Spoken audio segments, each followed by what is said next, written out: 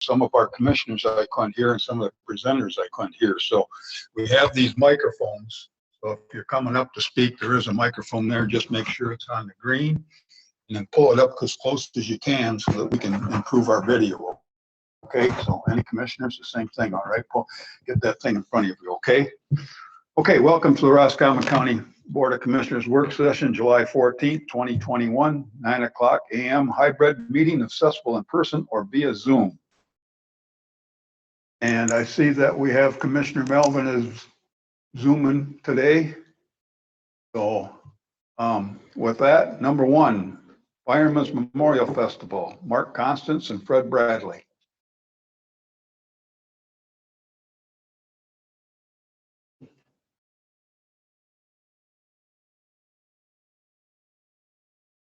Okay.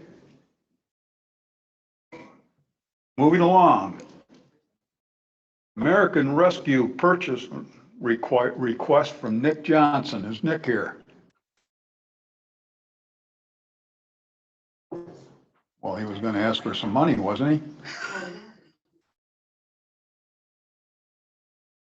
Oh, okay. You want to go get him? Julie? You going to go get Nick? Yeah. Okay, good.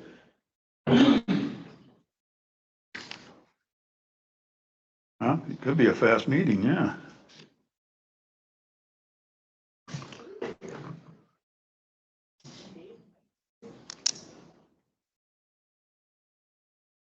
Yep. Julie was here.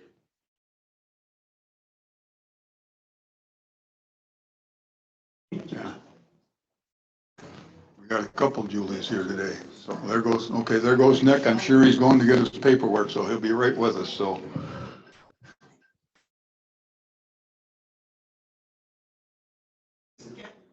I see him go by. Thank you.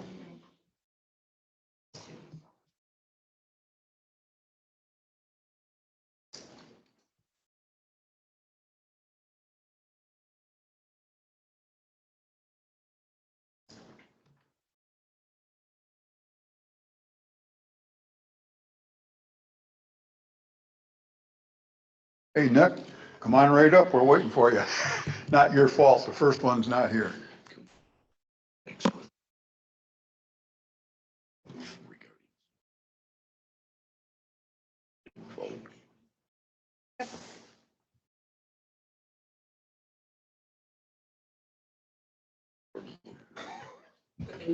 Jody told me to talk. 6. Yeah. Okay, thank you. Okay. All right, Nick. Good morning. Purchase request. Yes. I'd like to purchase 3 vacuums for the county building. One to replace our current ones. They're starting to nickel and dime us, but 2, the ones that we are looking at are HEPA filters, a HEPA pre-filter and a HEPA main filter. Mechanical parts on these ones are similar to our current ones that we use, so we can still keep our older ones for parts. We need one of the vacuums we're looking at replacing needs about $375 in parts, when the total vacuum costs $542. And the other one needs roughly $142 in parts. And again, the replacement price would be $542. And the other one's starting to, it's got a cracked case and a few other parts. I don't have the total on that, but it's starting to add up. Rough price would be about $1,620 for the 3 vacuums. We'd be getting them through Arnold Sales, which we already have an account with. But like I said, the newer ones got the HEPA filter. All our existing bags that we have here that we purchased for our vacuums already in stock. We'll go right into the new vacuums. Basically, it's the same model we have, but just with the fancy new filters. The total amount, $1,620. Yes, Okay, and so, and because it's COVID related, we can take it under the American Rescue Plan. It doesn't hit our, won't hit our general fund budget. Correct? yep. Correct? Mrs. Controller? Yes, and that is, I just want to delineate, traditionally, we would not need him to come to a meeting to request to buy vacuums. However, because this is a purchase through the American Rescue Plan funding that we received, as I promised the board, every request would come to you for, whether it's $5 or $500,000, will come to you for approval so that we have that nice and neat. So. Right. Right, because we got to make a report out for that too. So we've got to account for all the funds. So, okay, is that something that we can vote on next meeting? Yes. Okay, all right, we'll put in. Any of the commissioners have any problems or questions? Thanks for being here today, Mr. Johnson. I'd tell you, I'd even be more aggressive. If you think you need another one down the road, let's pick it up now. If we got that money for the American Rescue Plan, let's put into it. Okay. I'm not being overly aggressive, but if you need an extra backup, I don't know the shelf life of these Can you things. hear them? Can you hear Mark? Oh, Is it on green? I'm not sure the shelf life. Are you on green for go? Okay. What is the shelf life, Mr. Johnson? The shelf life would probably be I would say probably potentially forever, as long if it's just sitting in the box not being used. Now I do like that idea of having a spare, just because availability of parts that everybody's finding out, it's not the greatest right now for anything. But yeah, if we could get a fourth one, that would be absolutely great. Then you're adding $542 on top of that. So Work with our Madam Controller. I got no problem with that. I don't think any other commissioners have anything. Buy a backup. What's that? It could be more, if you can be aggressive and have an extra backup, I think it's a wise move, something you're going to need. Obviously, it's not just going to sit in the box. You're eventually going to use it. No, I don't want to overspend but the bottom line of that money is needed to be able to spend for items such as that. And our current vacuums lasted us, to best of my knowledge, according to Vicky, they were right around 7 to 8 years old. So it's a quality vacuum that we're buying for that price. But like I said, it also has all the new filters that everybody's putting on everything. So our total cost for 5 vacuums would be up to, or 4 vacuums? 4 vacuums would be $2,162. So we'll put that down for a motion for next meeting. All right. All right. Thank Thanks, you. Nick. Thank you. Thanks for jumping in. Take care of number 1 for us. Number 3, emergency management summary. Dave Russo and Mike Beatty. I asked Mike to join us today just to give us an outline what's been going on in the last few months, and floor is all yours, Mike. Good morning. Mike, before you start, Ken, can you hear everybody so far? I've heard everybody loud and clear. Thank you. Okay, so the audio is improved. Okay, go ahead, Mike. Okay. First thing to start off with is the current state of the PPE stockpile in Michigan. The state of Michigan has approximately 6 months supply of PPE of all the counties, the whole state, on most PPE. They have an issue now with, by the end of July, having to move out of different warehouses or release them. So they reached out to each county asking us to check our stockpile, try to get at least a month to 6 weeks ahead. If we have another surge or a surge of something else in the future. So I have done that. We had quite a good amount currently, but I placed an order for things that we were a little short on or couldn't get last time, certain sizes of gloves and gowns. That should be coming in starting in August is when they're planning to start shipping things, late July. And then they also came across a large donation of Lysol wipes. And they're only issuing those in pallet loads, 700 canisters minimum. So I ordered a pallet of those, so don't have confirmation yet if we were in and one of the ones eligible for it, or, you know, in the first ones, but I ordered the same day they made it available. Those are a little more lenient on the use than the COVID PPE. So they're kind of they were a donation. So they're not tracked as hard as that. So we can use them at the county building and courthouse. And even though we would be for COVID for sanitizing anyway. Hazard mitigation plan was sent June 21st into the state. It went past its 30 days for public comment. Get a couple comments. They were just small things. There was a mention of Garrishagan School was still in the plan. That's been changed to RAPS. And one change on a map. I heard back last week from the state reviewer. They were the next county in line for that process. And we expect to hear back by July 29th. After that, we would either have to make any changes that they recommend, or it would go off to FEMA for final review and approval. Next on the list would be the critical infrastructure and key resources list that the state is requiring from the regions. This is going to be, each county needs to come up with this list and then turn it in as a regional project. And this is going to affect our funding for our grants through Homeland Security grant. And so we need to identify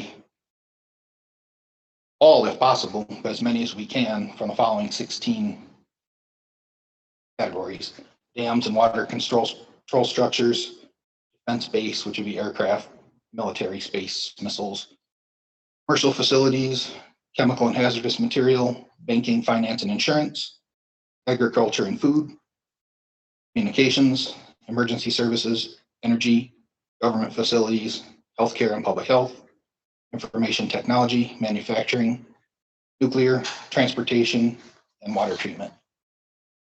So that's going to be a fairly large project there, due in February. What we did at the region was our regional planner is going to reach out to each one of us emergency managers individually to get our information from our county and then compile it into a regional plan. So we'll be having meetings here once we get the training, hopefully early next month, on exactly how to fill out all their large spreadsheet form. I gave a brief rundown of that at our last LEPC meeting. That's been what's going on the last few weeks, months. I have quite a few other things I'd like to do, should I have time to do them, but training and exercise for our responders, EOC personnel, elected officials, more community outreach, promoting emergency plans to businesses and residences, able to start attending more township meetings. I'm going to cut in for just a second. I told Mike that I would probably use this opportunity.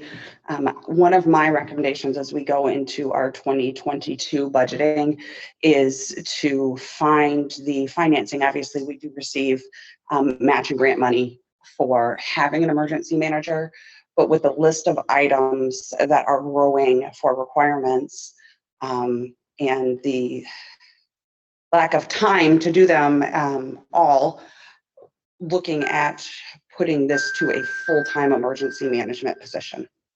So I just wanted to throw that out there before I brought that up in another 2 months. So Right. But you're looking for the funding for it too, right? So, okay. All right. And then I can just give a brief update on where we sit with COVID-19. Mostly it's just that Delta variant that's people worried about upcoming. But our cases in Roscommon are down to 0.9% positive test results. Months ago, it was 20%, near 20. We haven't had any new cases since last week. And then Michigan's no longer ordering, as of last Thursday, they're not ordering more vaccine because they have nearly 1 million doses that to expire sometime in August. So they want to run through those before they backlog anymore. Okay. Any available for any questions if you have any? Appreciate what you've been doing. Well, things have settled down for you a little bit. Well, they settled down on the pandemic front. Now you get the aftermath, so There's things now that are open back up, which is the paperwork now, right? like this critical infrastructure. Yeah. This was postponed now a year because people couldn't meet and do the proper. So Right. now that's hitting, and hazard mitigation just waiting now for review. But How many counties are there in our regional area? 17 counties and then 3 tribal regions. All right. Any other commissioners have any questions for Mike? Bob, Okay. Yes. I would just like to piggyback with Jody. I've been working with the emergency management for a long time now, and I think it's time that we go to a full-time position there and just find the funding for it. Okay, we'll have to look at the budget and see how it goes together, okay? Can't give you an answer one way or the other on that today. So. Okay? Anything else? That's it. Okay. Thank you. Item number 4, MSU Extension 2020 Annual Report, Julie Darden. And also you can introduce who else you got here, please? Sure, happy to. So on Zoom, we have a number of our staff, and I can't see everyone on screen, but we have Nicole Wethington, who's a disease prevention management program instructor, Elaine Palm, who's a community nutrition instructor serving Roscommon County, Rebecca Sova, who works is our support staff person for MSU Extension and for Gypsy Moth program, Julie Crick, who's our natural resources educator, and Ian Sawyer, who is our district support. She helps support me and all the 7 counties, including Roscommon. And this is her home office. Ed Bergeron is also on our advisory board. So just good morning, Ed. Nice to see you. I should look this way. That's where the camera is. And I'm not sure who else from MSU Extension might be on the second page of attendees. My name is Julie Darden, and I'm the interim district director for MSU Extension. I started in June 2020, and it's my first time here in person before you. And I just really appreciate the opportunity to be with you in person and Commissioner Melvin via Zoom.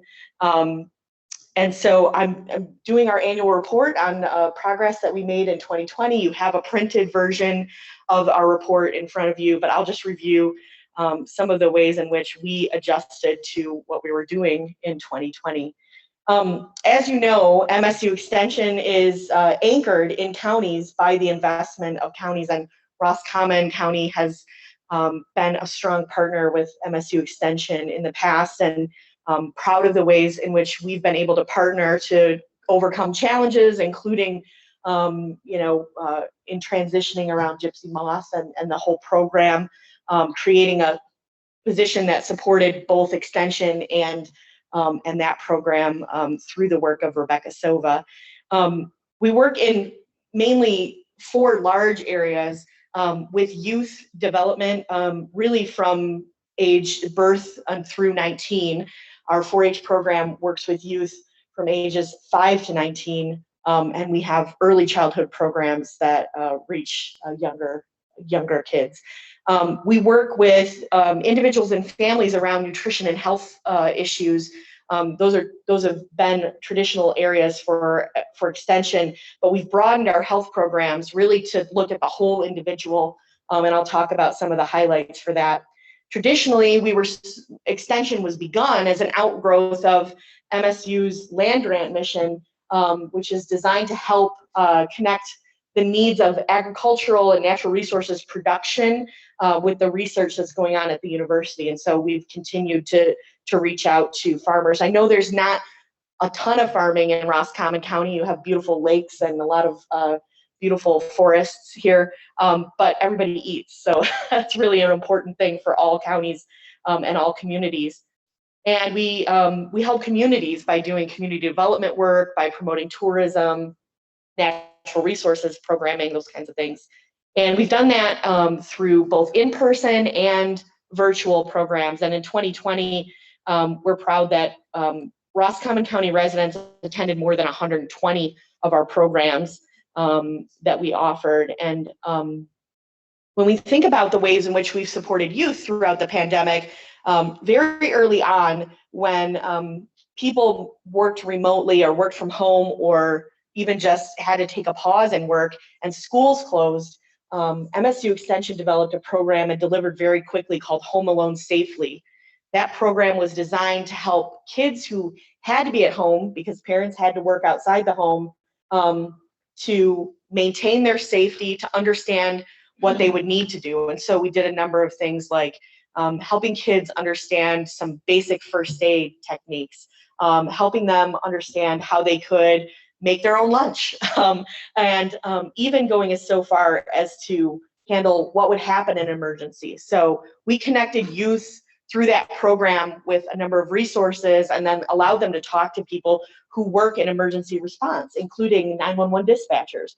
What do kids need to know if they have to call 911? We even created a tool that's a worksheet that allowed them to have a record of what is mom's phone number, what is dad's phone number, or responsible adult or guardian in the home. What is that person's phone number? How do I reach them?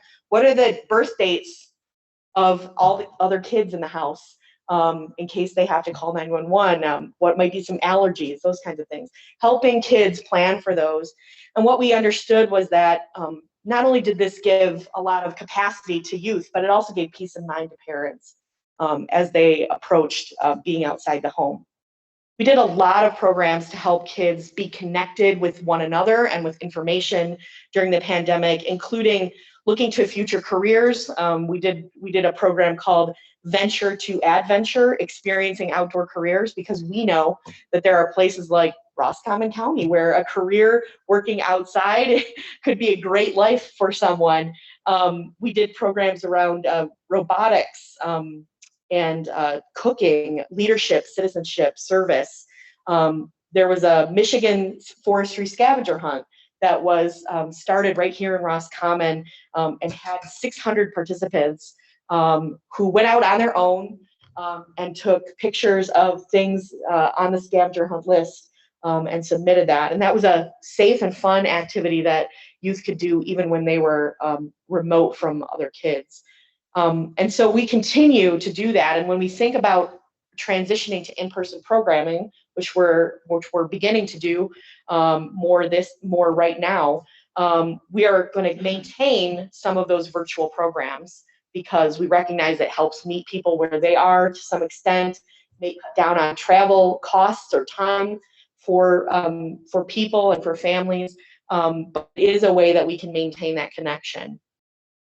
And when we think about the ways in which we improve health and wellness for people, we continued to provide nutrition education. Cooking Matters became Cooking Matters at Home. So we were teaching people some techniques that they could use right there in their own kitchen.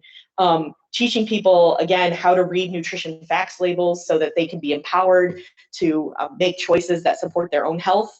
And even with youth, a program called Healthy Eating Adds Up, which helps them to understand how to understand what they're putting in their body and what they're burning when they're exercising and moving around.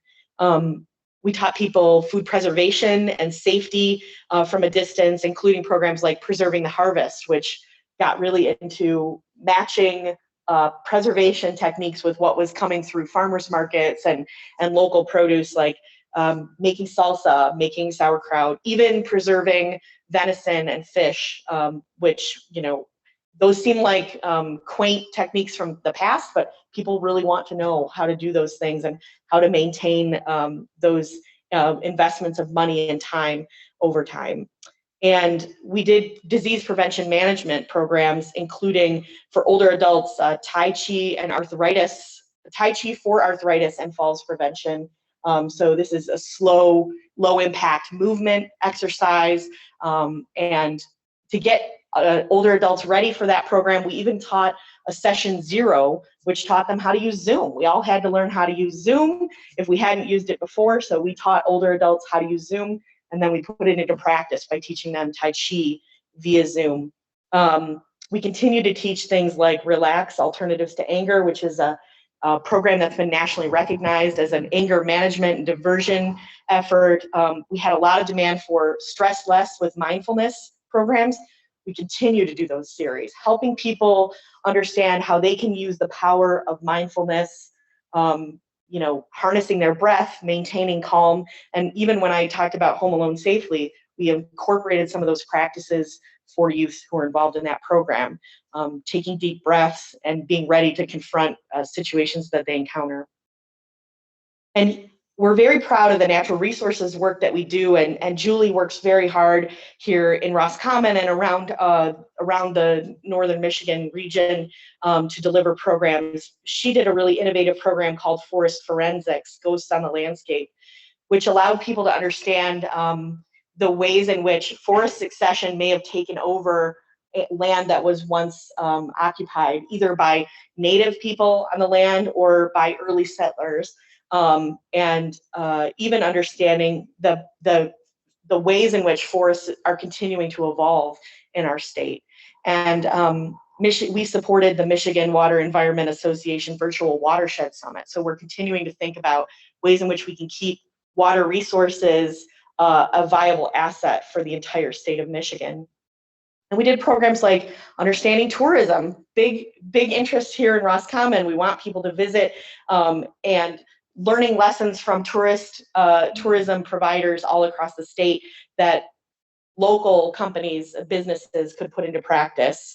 And then there were a lot of challenges that local government had, and we responded with programs including things like, you know, how to enact approval voting for boards and commissions, even for assessors conducting land division reviews. We do those kinds of educational programs for specific audiences because we know there's a value in those programs. And finally, again, we're a trusted source for information about agriculture, for agricultural producers across the state. We work with everything from dairy to horticulture producers.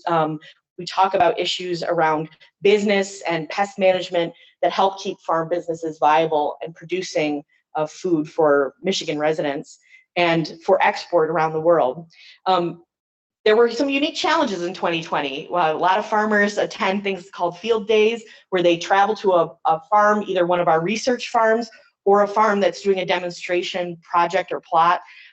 This year we did a lot of those activities by Zoom. So farmers may have missed out on having a pork chop lunch, but to a large extent, they were able to still learn lessons about emerging issues and how to keep production strong in Michigan.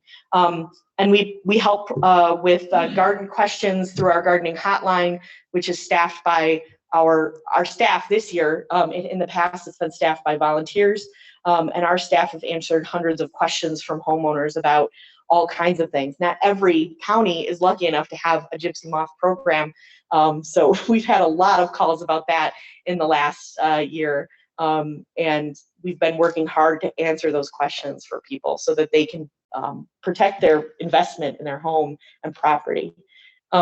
We're just so proud to be able to work across Michigan and with communities and in counties like Roscommon. And I'm very proud to be able to lead the staff of MSU Extension doing the programs that we're doing here in this region, and want to thank you again for your investment, your trust, and your partnership with us. We know that when you have a need, if we can help you, you'll come to us and we'll give you the best that we can. And we know that we will be trusted partners with you. So I would invite you to ask me any questions that you may have. If I can't answer them or my staff can't answer them, we'll do the best that we can to get you those answers. Thank you so much. Okay. Anybody? Mr. Milburn. Thanks for honchoing the gypsy moth. I think that's one of our #1 programs here in the county. I know I get a lot of calls on that, and I know you mentioned mindfulness. I guess mindfulness, as I understand, is one of the top hits on the internet for people that are really trying to figure that one out. So thank you so much for being here today, and your crew. both in person and virtually. Thank you. Absolutely. We might have suggested mindfulness as a strategy to overcome gypsy moth, but I may not have been completely effective. While you're sitting inside, not on your deck, you could. I did get a text from our 911 director while you were speaking, and Vance wanted to extend Smart 911 as an option to work with 4-H. It's a program where all of the information that you were just discussing, teaching children about, can actually be put in and linked to like the kid's cell phone. Oh, So wow. if they called 911, because that's, most kids seem to be 7 and up, have cell phones these days, that would be something that, or even mom's cell phone, dad's cell phone, babysitter cell phone. So that was something that he wanted me to bring to your attention, that he'd love to talk to 4-H about that and working on some sort of a program. Absolutely. I will work to connect our educator who developed that program and our staff that delivered it with that resource. Thanks for mentioning that. Okay, any other commissioner have anything in regards to Julie's annual 2020 MSU extension report? Hearing none. All right. Thank you. Thank you. All right, item number 5, broadband project, Cherry Capital Communications. Good morning, gentlemen. Good morning. She did such a good job presenting. It's a hard act to follow. Well, I had a hard time hearing you gentlemen last time, so. Okay. We'll make sure I want to make sure, and that's on our part, but I just want to make sure that we're speaking into the microphones, okay? So go ahead.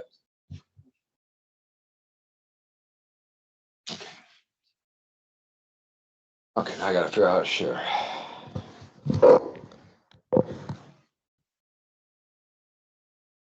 He shares. I will remind you that we did invite them to come back. We discussed at the last meeting the federal grant that has the quick closing deadline of August 17th for broadband expansion within Roscommon County. Both new and improving is the areas that we would be looking at. So we asked them to come back so we can start to tailor this down. There are members here of our broadband committee, correct? That will be participating. I do believe that we have somebody to help us write the grant. Hi. Catherine, thank you. With, again, a very tight deadline, so. Okay, well then we'll let you gentlemen make the presentation, and then we'll probably just have Brenda just speak with Catherine and figure out what we're going to be doing and what we can do to meet this deadline. So go ahead. Well, thank you for inviting us back. As a reminder, we're Cherry Capital Connection. I'm Tim Malone, the CEO, and I'm Justin Malone. We are a family-owned telephone company.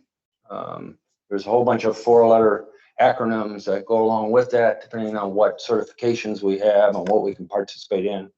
But we're licensed by the Michigan Public Service Commission. We're an eligible telephone company. We do Lifeline, all the classic telephone. And we specialize in rural areas of northwest Michigan, the I-75 boundary over to Lake Michigan. I am the Michigan director for an organization called WISPA. So I represent 67 entrepreneurial type telephone companies in Michigan, and help to facilitate some FCC efforts and Senate efforts at the national level that would enhance our industry.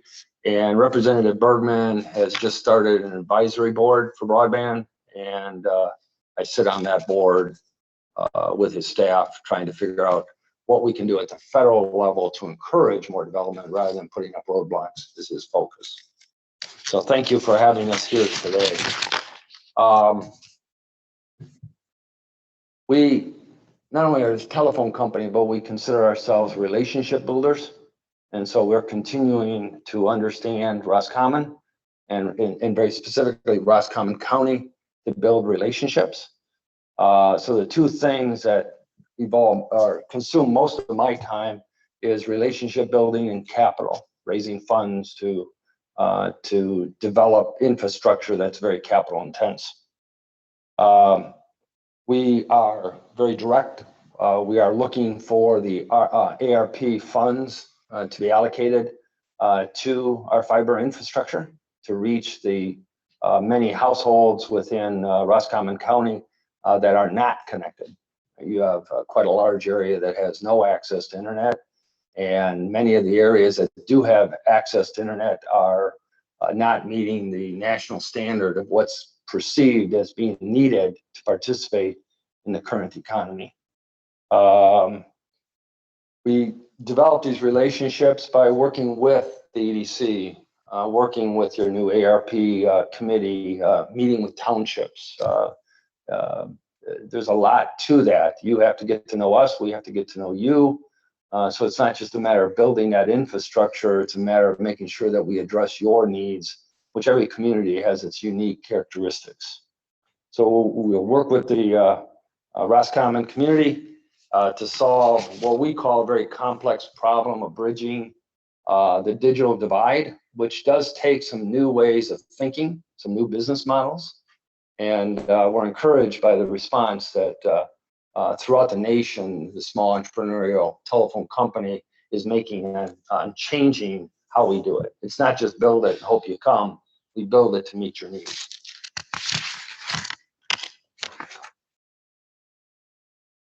Obviously, most of our interaction is with the consumer. And when talking with consumers, Justin's done a really good job of putting it down into 3 basic points.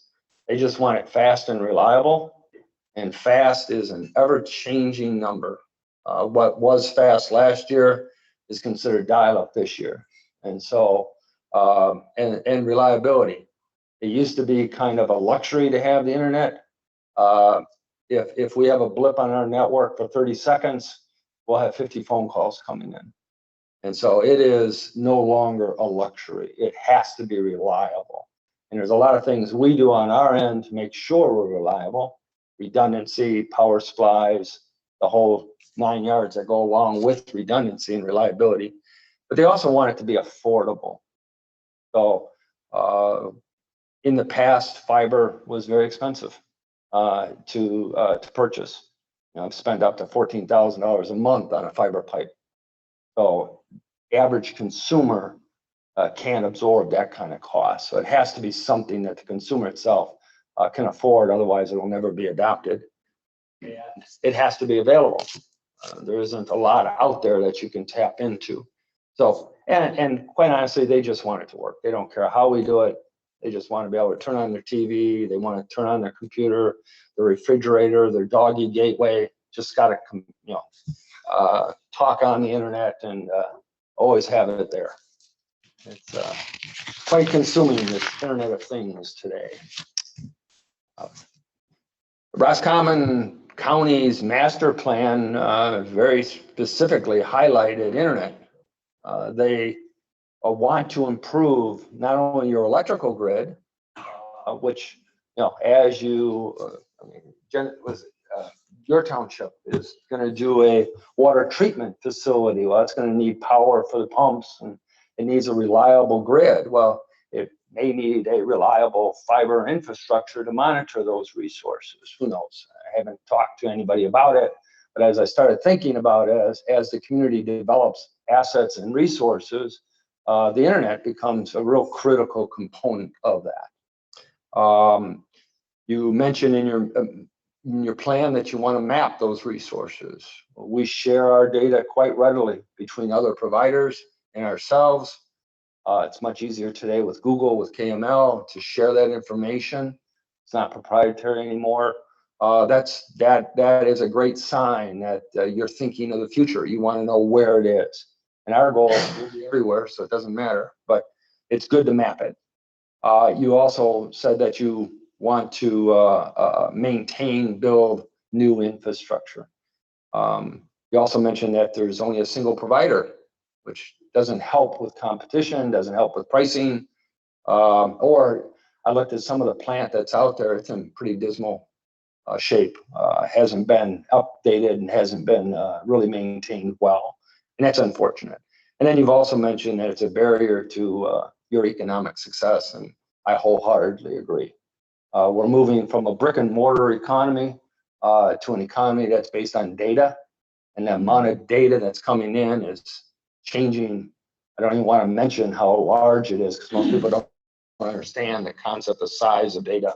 But what used to be that little grid up there size-wise was our data. Today, it's the whole wall of Roscommon that's coming in on a monthly basis. So the mission of the EDC ties right into a strong infrastructure. At Core ISD, we had a couple of conversations about bridging the homework gap, reaching students at home. And they mentioned that some of their schools are not interconnected on fiber, and what fiber they do have is expensive. And so everybody seems to be leaning in that direction, and we're excited to hear what the ARP committee is going to come up with their goals. So you got a great foundation here in Roscommon. The bottom line we're proposing is what's called universal broadband access. Universal broadband access is a capital-intense venture to connect every home or every household in Roscommon County. It's somewhere around a $56 million to $60 million venture by today's labor and inventory cost. That's not going down over time. And it takes time to put that underground infrastructure in place. So the sooner we get started, the better. It is, again, as a reminder, very complex issues that we have. It's not just simply getting internet out there. It involves many aspects of it. Most of it identifying where the need is first. The good news is there's tangible results. It increases property value. A home that has fiber or broadband its value is raised by 3.1%. If it has fiber broadband, it's raised by 5%. It encourages innovation. When you have that proper infrastructure, new tools, new applications, new methods of saving money or improving the quality of life are created. There's a lot of smart, older and younger. It's not just the younger people that are smart. We have some older gentlemen and ladies that are extremely adept at creating new opportunities for everybody. Fiber, the reason why I own 100 towers here in northern Michigan, and I am 100% for fiber. I'm kind of retiring all my towers and all my wireless because customer satisfaction, which is key to Cherry Capital, is 98% on our fiber side of things. Fixed point wireless, on a good day, we're lucky to be at 58%. And so customer satisfaction as a telephone company, as a service company, is key to what we do. We're all getting older. I wake up every morning with new aches and pains and struggles. I couldn't find my keys. I'm losing my mind, which, by the way, the police department was excellent. They gave me a ride to the hotel because I didn't have the keys to my truck, which I did find this morning. Sign of age. But telehealth is a big thing. As hospitals are shutting down, hospitals and consolidating, there's new opportunities to create localized medical treatment areas where a nurse can be there and do all the medical examinations and whatnot with a surgeon in California or wherever, shortening the distance of people going to the hospital and the travel time and so forth. Remote education, remote jobs, anything like that is just happening at an increased pace. Economic opportunity and quality of life, we've already talked about. I want to pause. Are we doing okay here? I mean, time-wise? Yep, you're doing fine. You can hear us? Yep. We're in a very unique funding environment. The FCC, when they launched RDOF, which was a series of 3 funding opportunities, the previous 2 were $2 billion. And when RDOF came out, it was a $20 billion fund with a $16 billion budget. Feds have a strange way of doing accounting. And then they allocated $9.6 billion in actual funding. Those are huge numbers. We won RDOF, I think it was announced, what, February of this year. And that was considered to be a very large number. We won 5.6 million to connect 2,800 homes in 8 counties, wide, rural, spread apart, about 350 miles of fiber we have to put in. Today, ARP, I can't remember the ARP number, but I do know that there's a fund hitting the Senate next week, and it's 65 billion. So, and this money, in a lot of cases, is just being handed to the counties and the townships. There's not even an application for it. That means there's a strong commitment with this administration, and actually previous administrations, but this administration is really opening up the spigot and watching that money come. And we want to help Roscommon catch as much of that as we can, or this region catch as much of those funds as we can to elevate our infrastructure. And I'll go over each one of those programs as we go. Typically, we have our private investment. We have the regional telcos like Merit. It's quite a nice backbone that goes through Roscommon that we take advantage of. Consumers will participate at $2,500 to $5,000 a household. They have us bring fiber to them. So that's a funding model for us. And then private equity. And that's increased this year pretty significantly. So my thought is might as well take advantage of all that and make everybody's capability in this new economy work better for them. We talked about RDOF. The purple areas on the left-hand image are the areas we won. We are trying to go through the process of figuring out where those homes are. There's a little bit of an issue with some of the Roscommon GIS data, like large blocks of the southeastern area, which are just solid purple. That's one parcel in your GIS, so there's only one house. We know there's a couple of hundred houses along the lakes in that area. One of the things we have to do, we're obligated to do, is prove the FCC numbers are correct and let them know if it's low or high. So we have to find every parcel, every home, attach a name and an address to it and report that back based on the funding that they gave us. If you overlay many of the data elements that are out there from various sources, you'll find that that section happens to be the biggest area in Roscommon County that has zero access to the internet.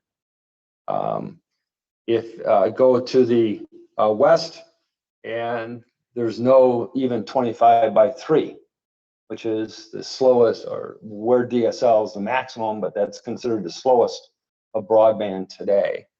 And then you have some significant poverty zones. Those are areas where over 20% of the population lives below poverty. Many of the townships, as I go through each one of them, have poverty levels 18 or 19%. They're just not listed in the national database. You have to drill down. And then you have a large portion, which is called an opportunity zone. And taking advantage of that with fiber encourages that kind of job opportunities in the brick and mortar in that opportunity. So RDOF, there's 1,077 homes in Roscommon County. That's just under 10% or 9% of the population will receive fiber to the home. It is an area, if you look at all the households, That's the equivalent of 25% of the county. And just to meet the federal requirements, it's going to cost us $5.4 million. The feds have been kind enough to give us $1.2 million. So we have quite a capital gap that we have to figure out, and we're pretty good at figuring that one out.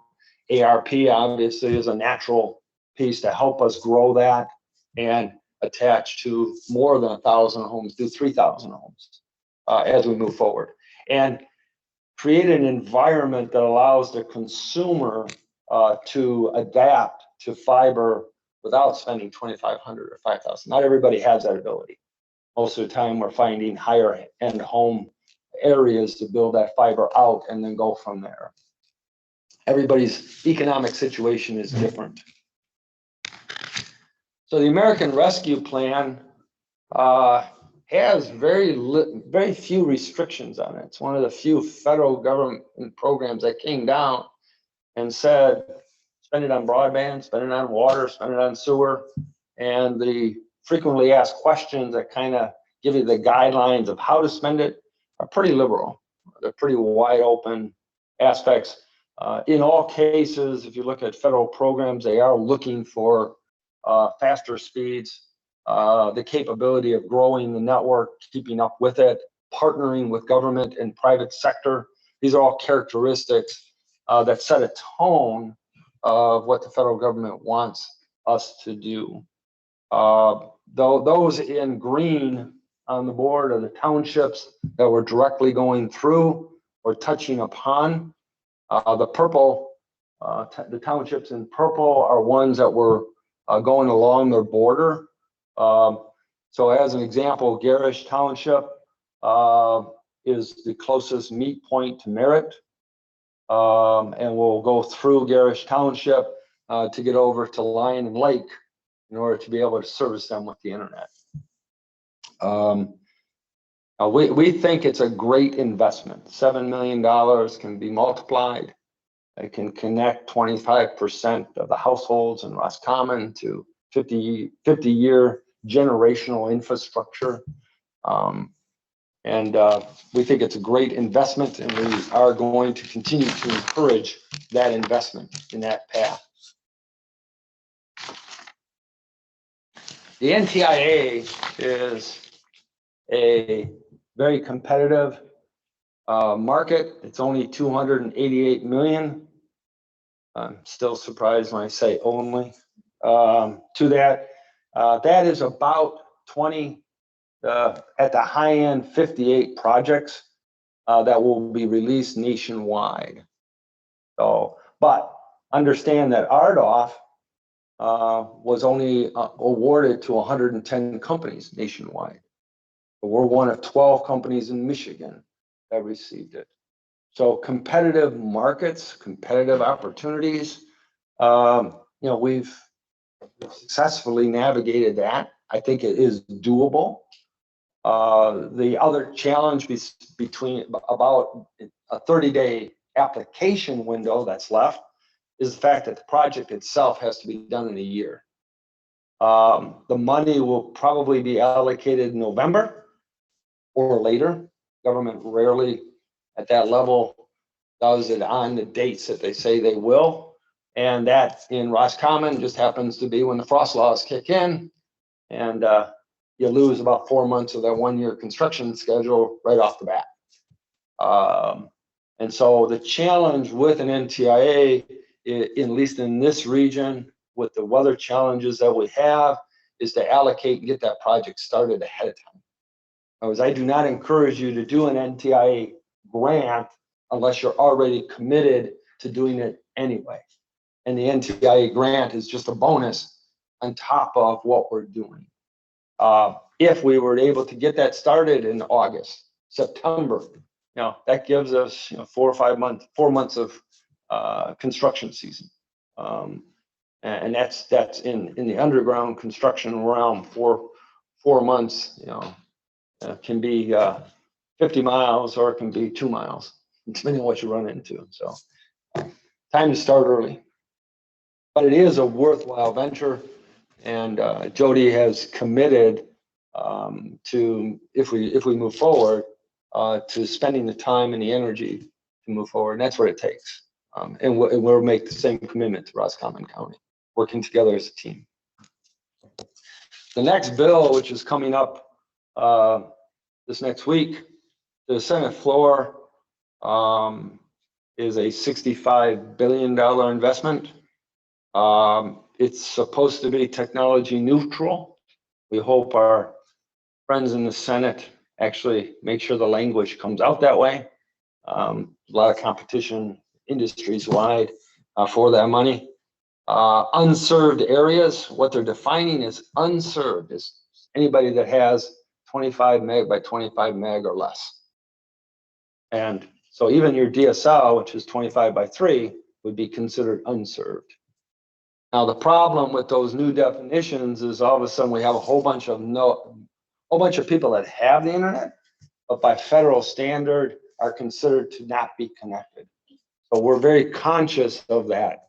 You know, somebody who doesn't have anything, 0, is not connected. If they have 10 by 5 or 25 by 3 or whatever, they are connected, they're just not keeping up. Unfortunately, the feds say either you don't have or you do have. It's a little gray area, but as an operator, we get a lot of calls from people who don't have, and it truly is don't.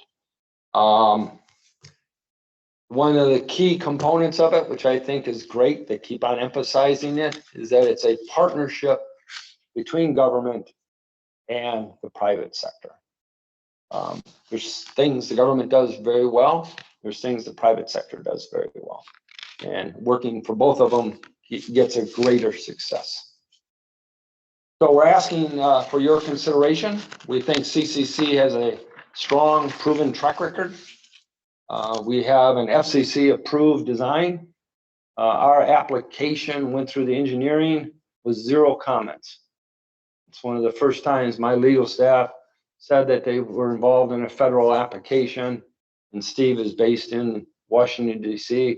It's the first application he's ever been part of that had no federal, it was just accepted.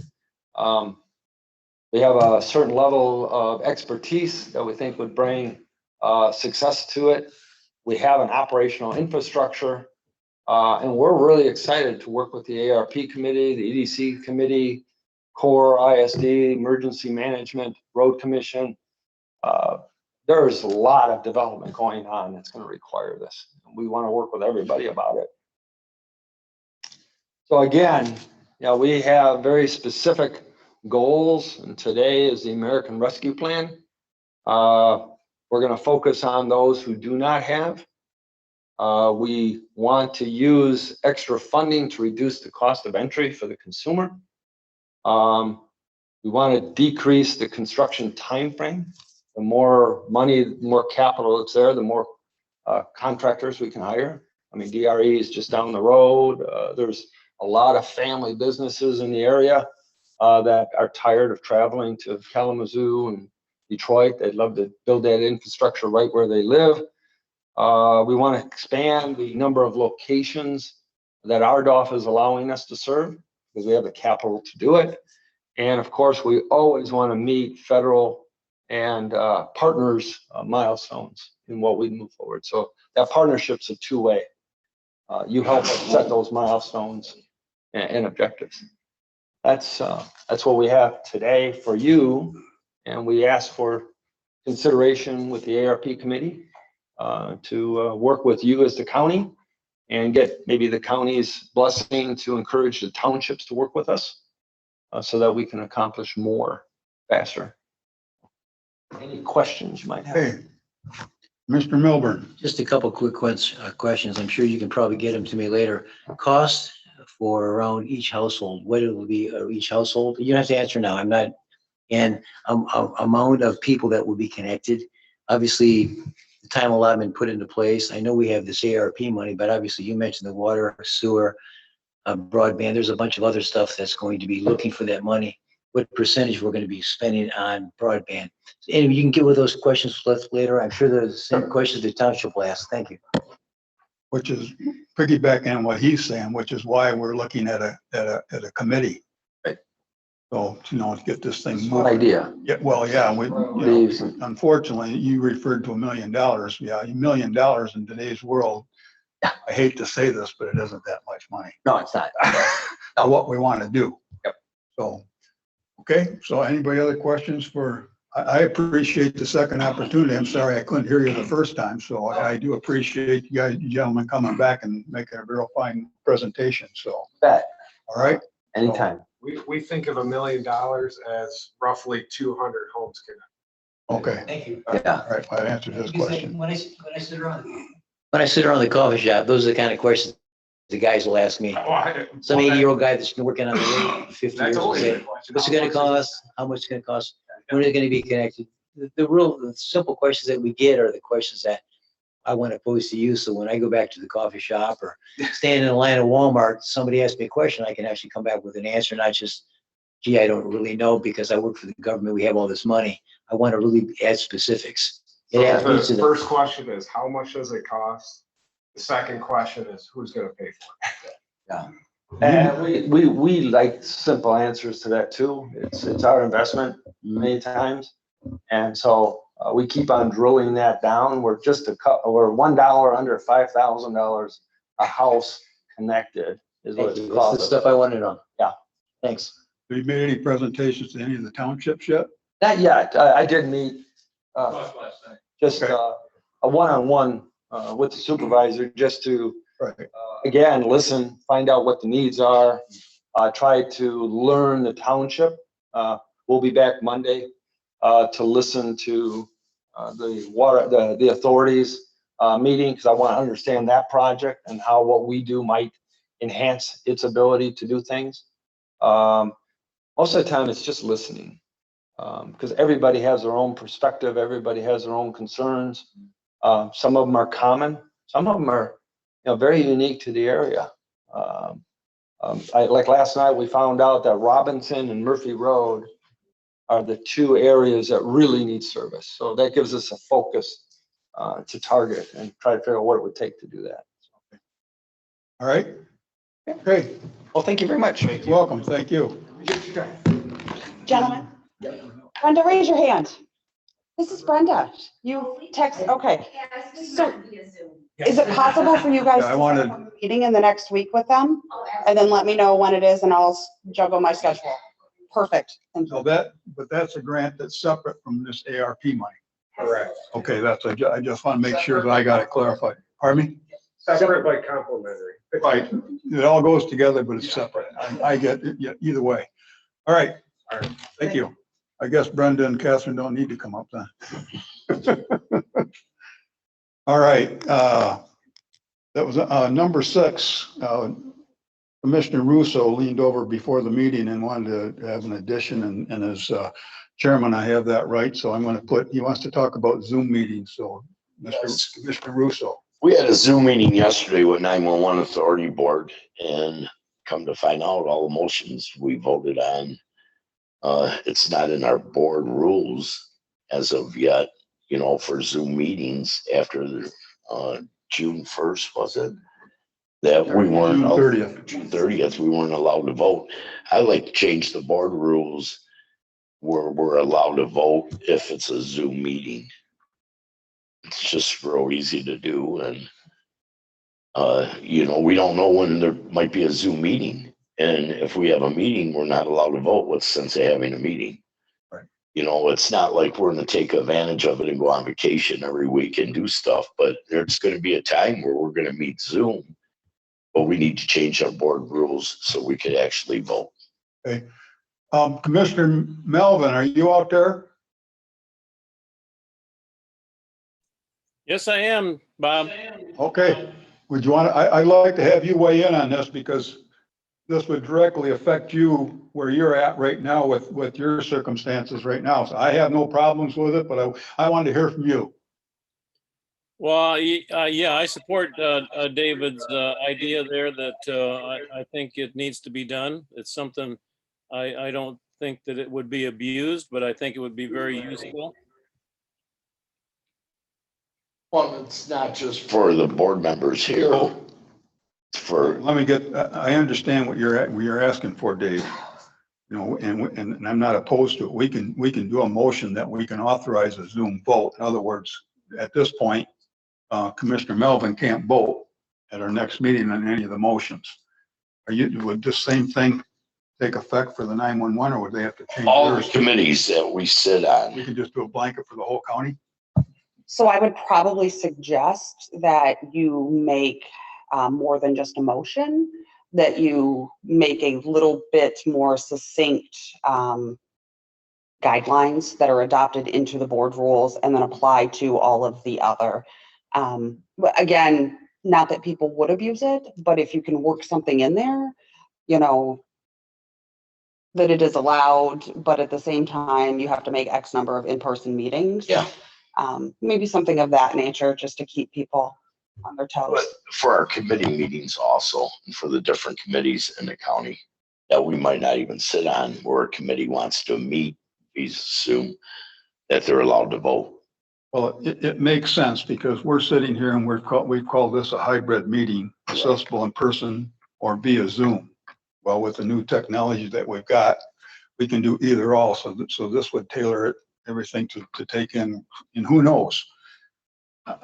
God forbid that we have another pandemic or we have to shut down again, but we'll be in position to make sure that we can do this. Correct. Thank you, Mr. Chairman. Okay, so would you want to put that on for a motion at the next meeting? Yes. Okay. Any commissioners? Good to me. Yeah, my recommendation is, all encompassing with no end date, especially used for special emergency meetings. Is I think what Commissioner Russo made a comment in regard, we just don't want people to just say, hey, I'm going to go off and do what I want to do. I think it needs to be very specific, especially with no end date, because the bottom line is we don't know what the future holds. And I think we need to put a rider in there, maybe for just special meetings. The kicker is we don't want to abuse it. Right. And I appreciate that comment. Thank you. I don't think. No, I don't think so either. That's when the quality of a good chairman. I would hope that, and I'm gonna single out commissioners, but I would hope that there won't be any commissioners that would be doing this month after month. Exactly. I can understand under scrutinizing circumstances that you're gonna be someplace, and so we have the technology where you can bring it in and zoom in so you can still participate. But I would not want to see it used on a regular basis. In other words, you keep your residence in Roscommon County and you move to Florida for 6 months. So, because that's not what it's about. So, okay, anything else? Thank you. Okay, we will be back here at 10:20 for our regular meeting. Thank you.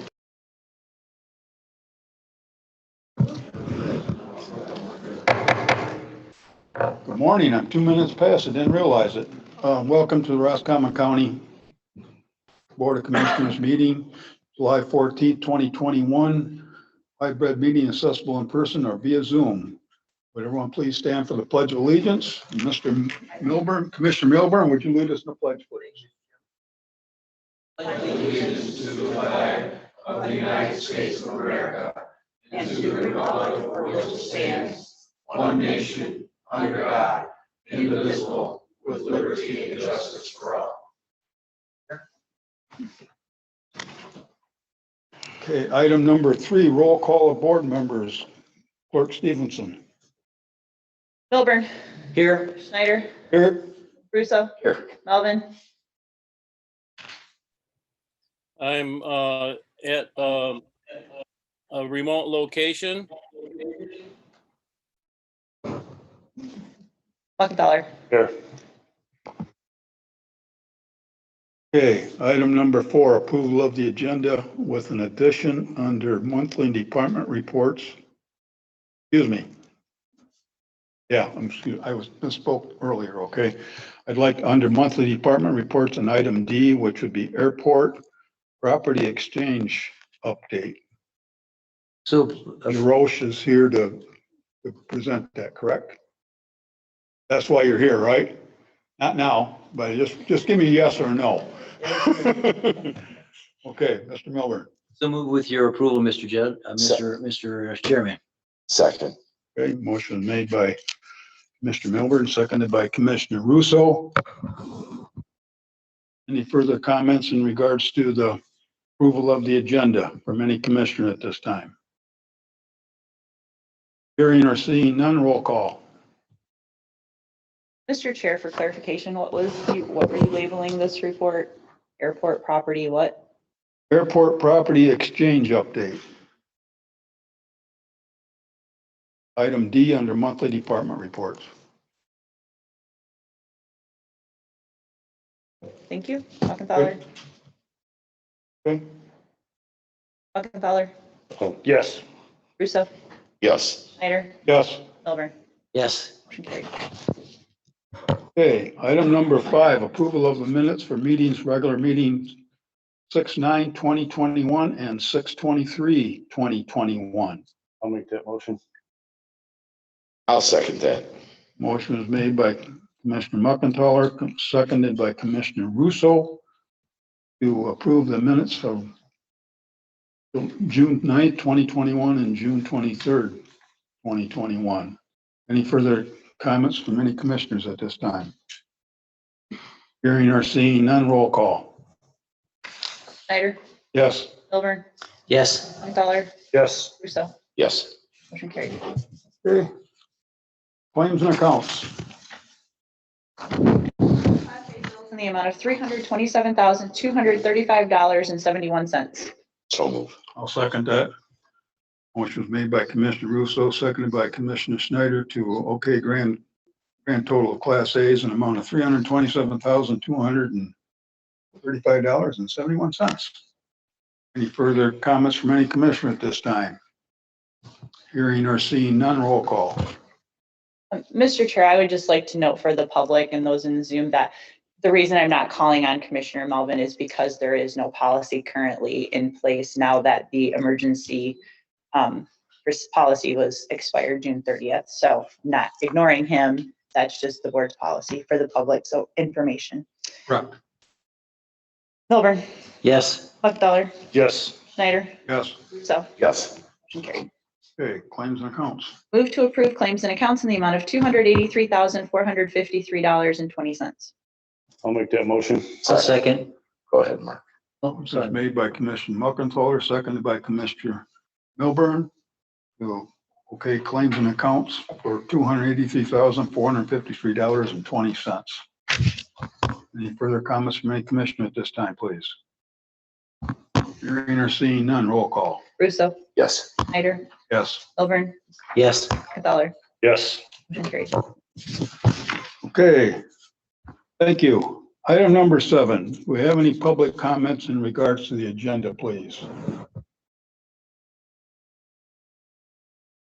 Okay, well, then we got another public comment at the end.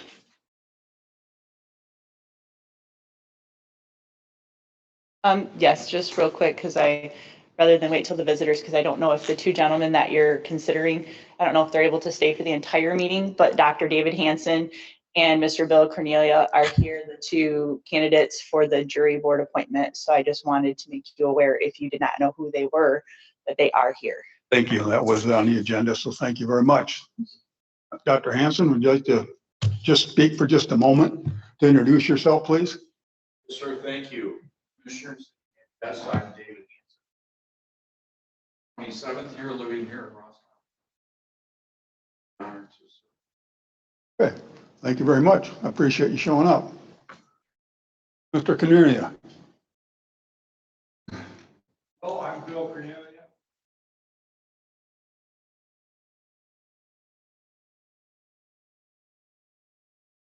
Okay.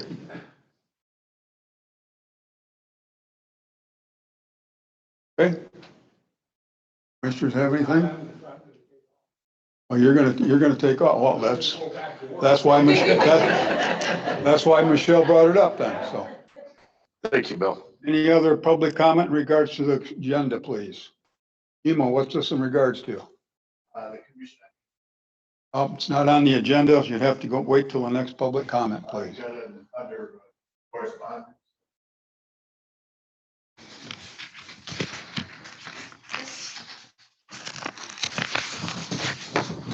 I stand corrected. So you want to talk about item I? Okay. the Commission on Aging. Are you the representative from the Commission on Aging? No, sir, I'm a private citizen. My name is.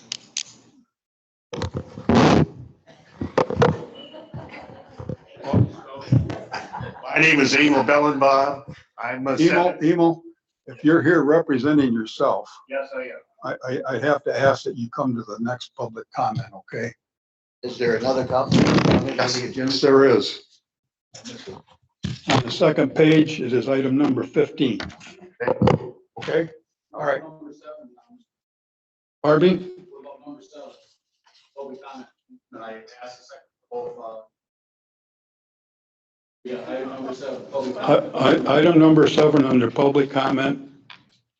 As a chairman, I would specify that it be pertaining only to the agenda only. You usually have public comments before and after. This looks like some trickery going on. No, sir, there isn't.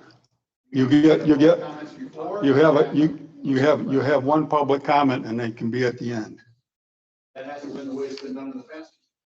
I understand that. That's why today we're having. You have a public comment. We have a public comment at the end, and I'd be happy to hear what you have to say, Eric.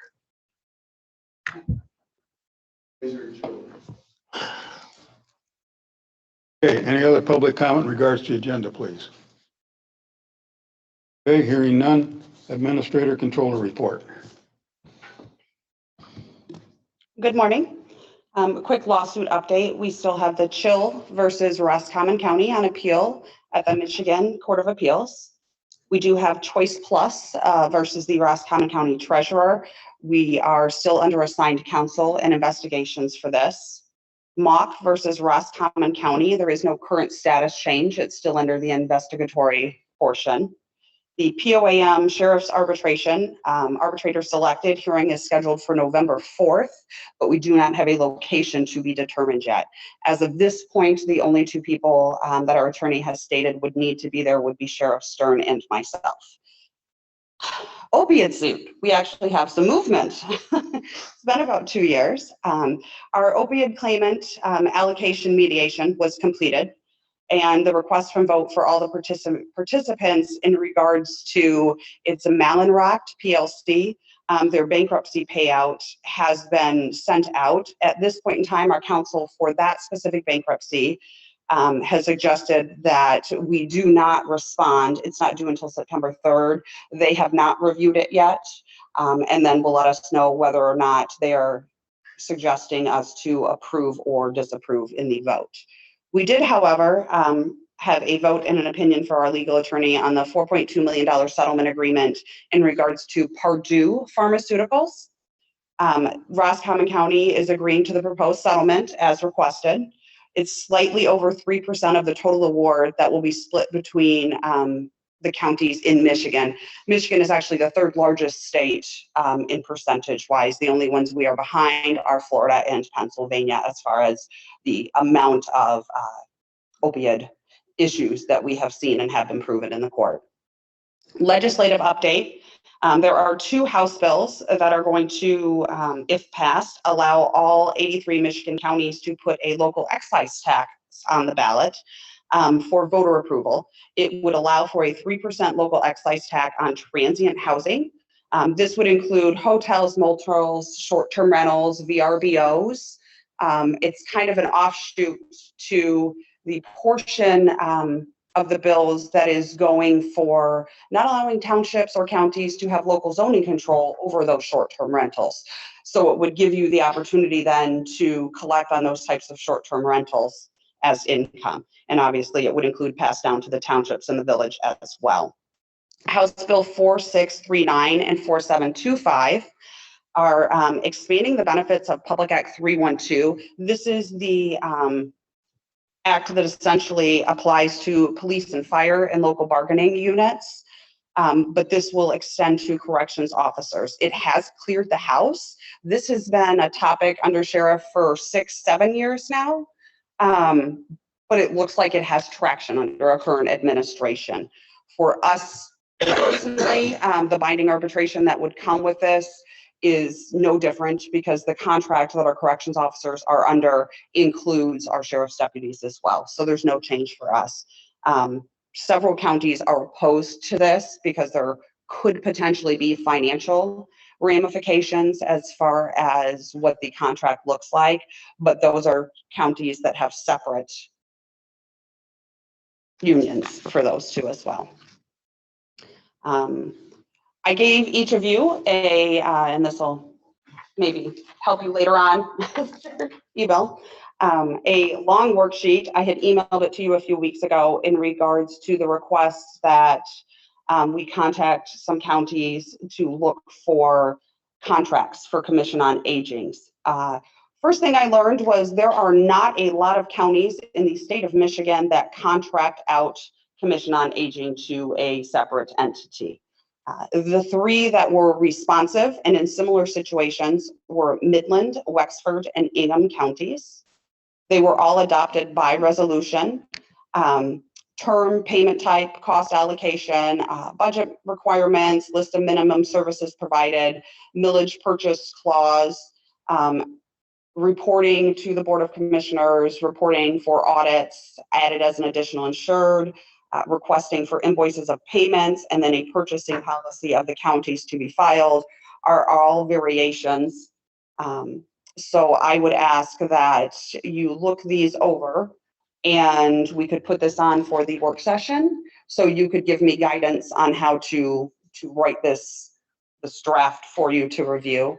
I will tell you, I did note that all three contained accounting procedures, access to financials, papers, and records as requested, non-discrimination clauses, budget submission for approval to the County Board of Commissioners, a hold harmless clause, and a cancellation early termination clause as well. We did fill our 2 part-time custodial positions. If you're here in the afternoons, we do have Nicole Baker and William Mountain, who actually worked for us for Gypsy Moth for several seasons now, who will be working the part-time custodial position vacated by Kathy's retirement. For those of you that were able to attend or talk to Kathy in regards to her retirement party, thank you. She was quite pleased by the turnout. Our MERS defined benefit agreement. We are in a part right now where we do not allow for any purchase of years of service. This was obviously driven due to increased costs, most of those, 75% of those being unfunded liability that we have.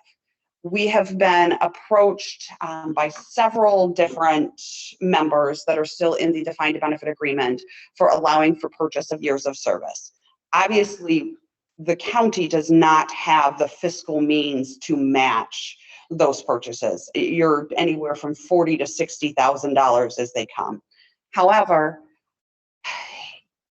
we could place a policy in where we allow for purchase of years of service at total employee costs. We do have a current deputy who is looking to retire and take a job elsewhere.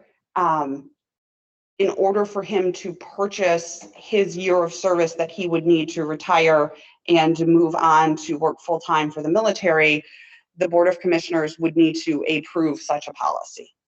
So I will put that on for the work session again in the next meeting for you to review. Holiday schedules. We set the holiday schedules on the board's first meeting of the year.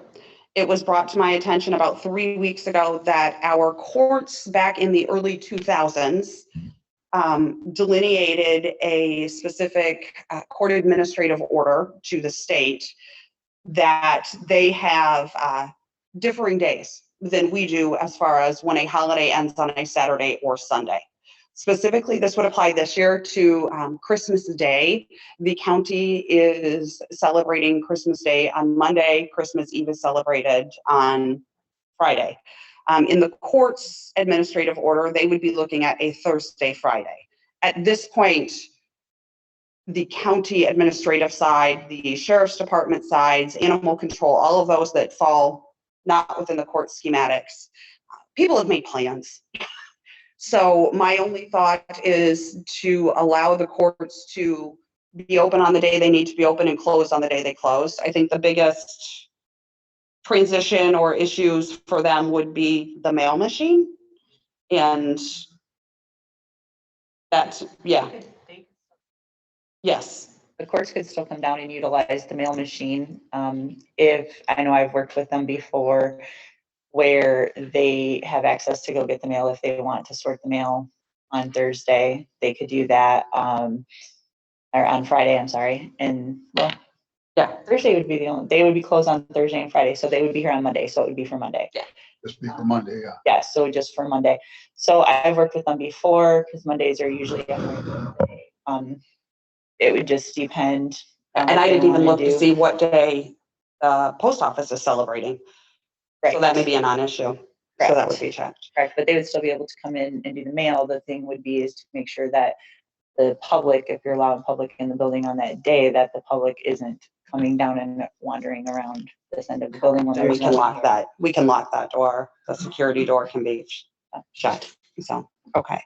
That, I understand what we're talking about for this year because that's what it is, but would we have to take that in consideration in January for the following year? We will, yes. Now that we are aware of it, absolutely. Right, thank you.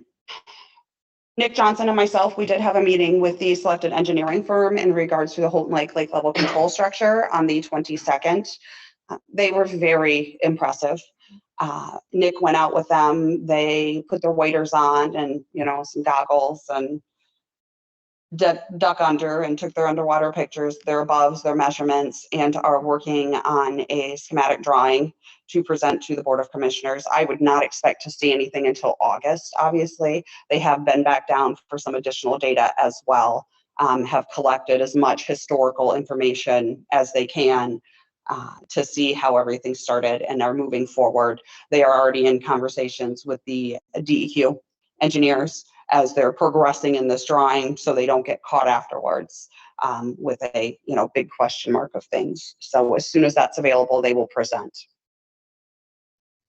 We do have a director of IT job description. I was speaking to Commissioner Russo and I told him, hey, I'm ready to print. Obviously, we do have Phil Bentley retiring on us in October.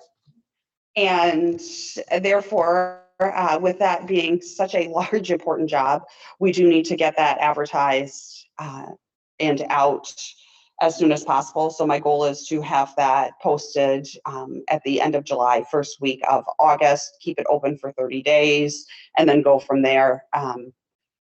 Phil has looked over the job description, made a few suggestions, and so that is ready to go so that we can put that out. So if you know anybody that would make a good director of IT, send them our way. Tax certification, we have a small area that I'm going to be working with our treasurer and our equalization department on. Obviously, when we didn't have the funding to put both a GIS specialist into position and to refill the full-time position of secretary in equalization, we did our best to parcel out those variations of jobs that had been picked up. One of those jobs that had been picked up by that secretary was certification of taxes being paid for specific types of deeds that have to be tax certified. This is a statutory treasurer responsibility. However, several years ago, prior to me or Michelle ever being here, the current equalization director and his 5 additional staff members said, you know what, we'll take this on because, hey, we look at these every day, we'll go from there. But the signature on the tax certificate is that of the treasurer. Due to obviously losing a whole full-time position in the equalization department, we've got to come to some sort of workable understanding of who, what, where, when, and why those will be certified. I've not had a chance to talk to Treasurer Reagan yet about this. She is always amicable to anything that is for the best of the county. So I think we can come up with something, but just wanted you to be aware. It recently came to my attention, I have like 7 more things, I'm going fast. It has recently come to my attention that we really need to update our drug-free workplace policy. So I am working on that and would be asked to be put on the work session at the next meeting to present to you. You're filling up that work session pretty fast. I like to, and then I'm gonna go on vacation. Okay, then you're going on vacation. due to the increase in unclaimed bodies needing to be buried, I would like your permission to reach out to each of our individual townships to request that they donate plots for a potter's field. I'm more than happy to make them individual specific to the township if that so works. But we have two. So what happens is somebody deceases. I have been blessed with the power from the medical examiner to take authorization for those unclaimed bodies. There's nobody to pay for the cremains, the burial, etc. So us as the county and the residents take care of those people that don't have anybody left to take care of them. It's a growing sadness. And right now what happens is we have those cremains and they are either put into a safe and secure location or left with the funeral home, which then of course would cost us money for storage as it goes. So looking to the townships to be able to have those potter fields would be extremely helpful. Plus it's just the right thing to do, in my opinion. It's pretty sad that, there are people that don't have anybody to even claim them to bury them. So I have started looking over the broadband grant. It took me 8 years to get into grants.gov and have everything signed up so I could actually get into the application progress. I will need to get Catherine in if she's going to be assisting us with writing the grant so we can get her in.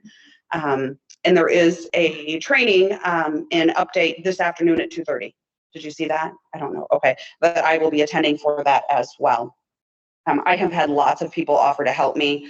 Brenda and I had a meeting, and we're looking at a pretty quick turnaround, a meeting essentially of as many broadband committee people as we can, Cherry Capital Airport in the next week to really kind of look at a finalized outline of where we're going.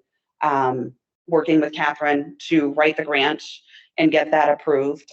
Final documentation, it is due by the 11th, but with Brenda's schedule and my schedule, we actually have to, or it's due by the 17th, but with Brenda's schedule and my schedule, we are shooting for the 11th, which would mean we'd have that final approval, presentation and approval authorizing for submission from you guys at that meeting. So it'll be a double whammy that day. It'll be the presentation of what the final grant looks like and then an approval by you authorizing submission. Okay. So please,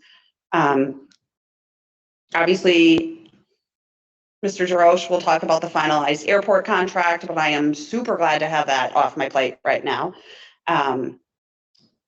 Quick reminder that the emergency order has expired, so after June 30th, meetings that are virtual cannot be voted on.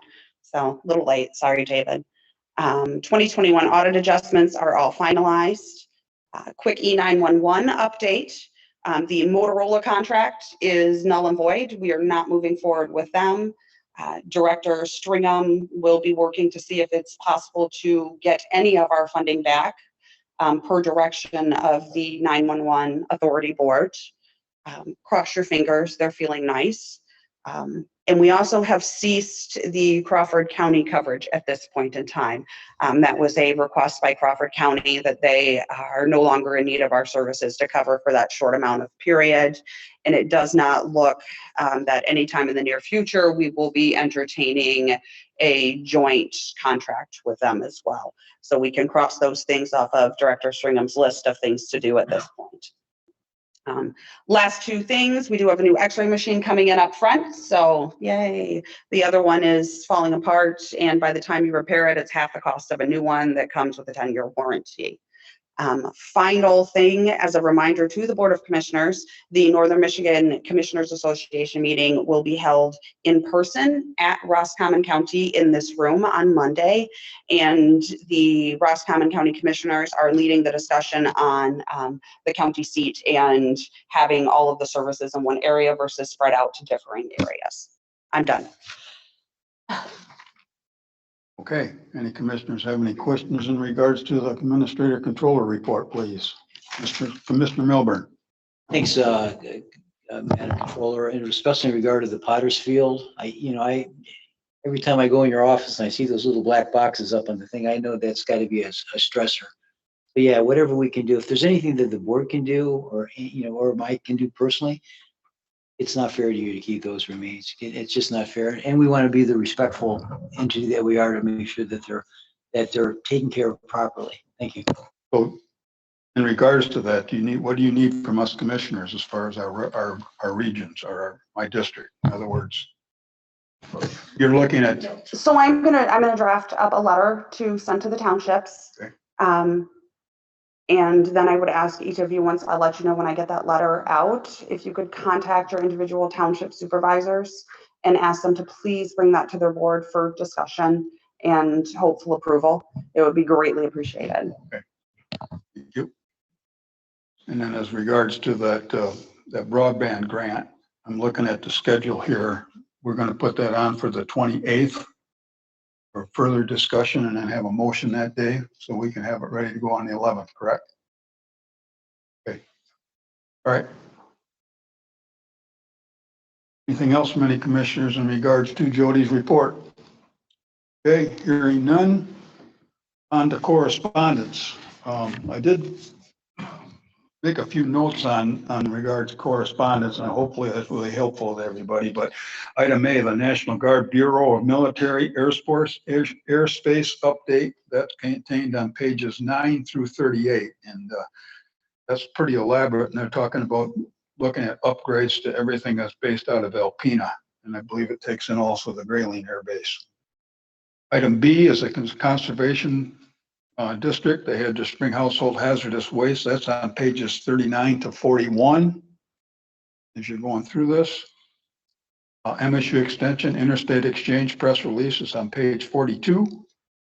Item D, Michigan Townships Association weekly legislative and news update is pages 43 to 50. Item E, MAC legislative update from 625, pages 51 through 61. And then also item F is Michigan Association of Counties on 625, a legislative update from page 62 to 74. Item G is the Conservation Recycling District introduction on page 75. And item H, State of Michigan Department of Treasury, Jamie Hauserman has been accepted as a designated assessor and has been approved by the state. That's on page 76. And then the Commission on Aging update, which is on page 77. Well, any questions from any commissioner in regards to correspondence at this time?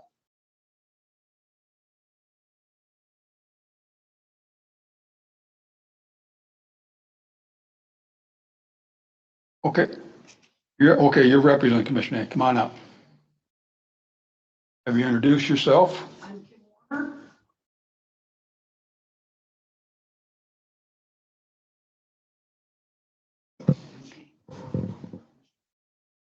Okay, in regards to the COA, I'm Judge Chairman. She's out of order. Her order was back in correspondence and we already passed them all the department reports. Commission, I'm going to.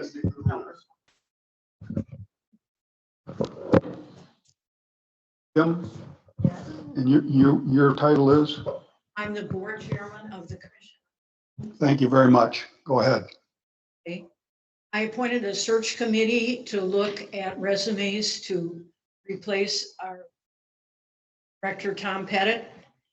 And we've met 2 times already, and we've scheduled a special meeting on August 4th to go through the resumes at the annex at 1 o'clock. And I would like, my feeling is that we should get somebody that's not affiliated with Tom in the past, so we can start fresh. That's just my opinion. That's all I have for today. Okay. For your time. Thank you very much.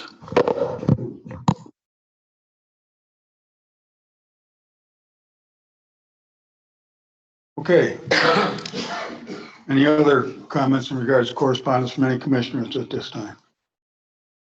Hearing none. Item 10, monthly department reports. Roscommon EDC on page 78 to 81 in regards to May and June. That's from Brenda Batchelder. Item B is a Julie Darden MSU Director's Report from pages 82 to 85. Item C is the Roscommon County Jail Report from June 2021, page 86. And with that, we are up to item D, which is Airport Property Exchange Update. So, Eric Jaros.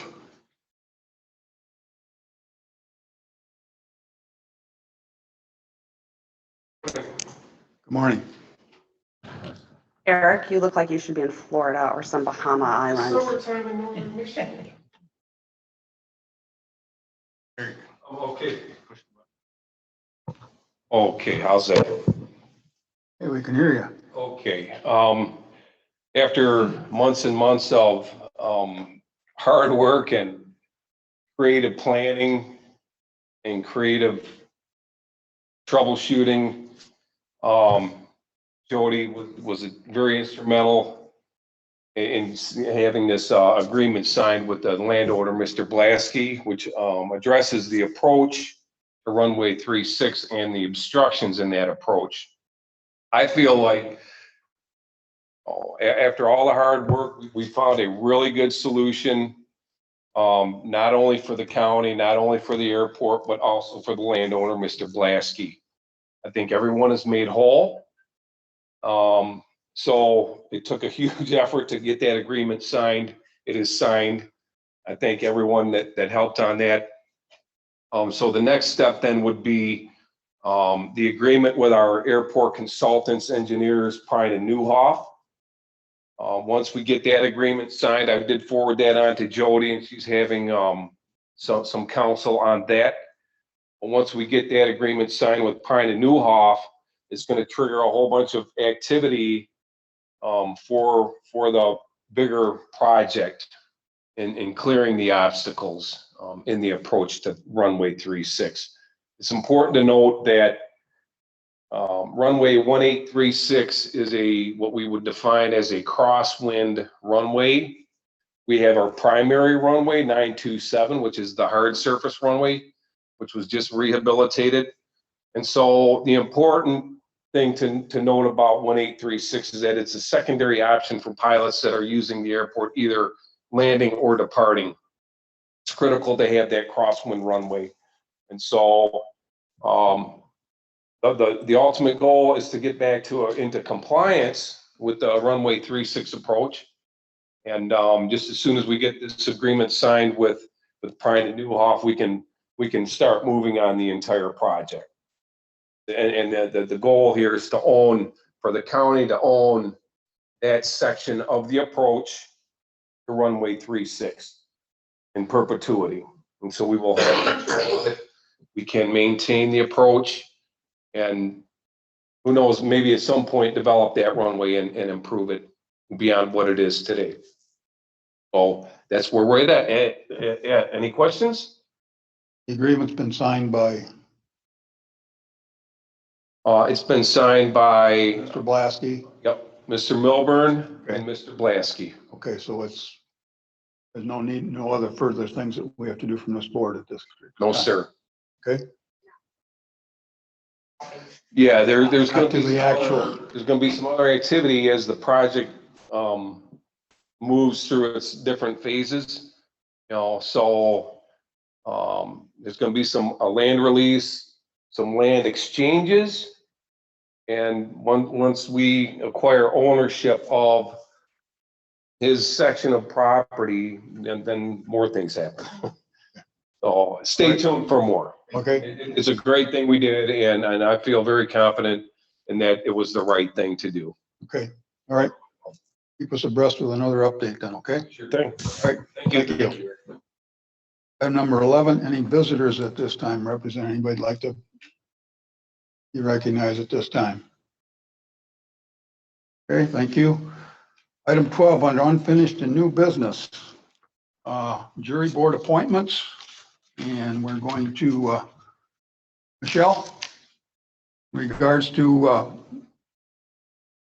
we need to have motion number 1. We need to have, I believe that William Cornelius' name would be the person that we're appointing to motion number 1, right?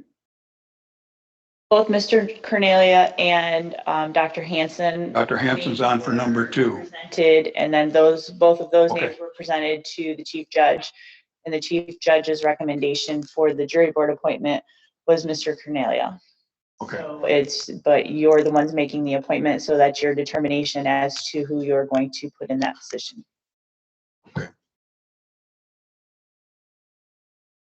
Okay, thank you. Item B. Pardon me? Have a name to put in the blank? Well, what's the procedure? How are we, that's what I was trying to get and wanted to get the motion hammered down here.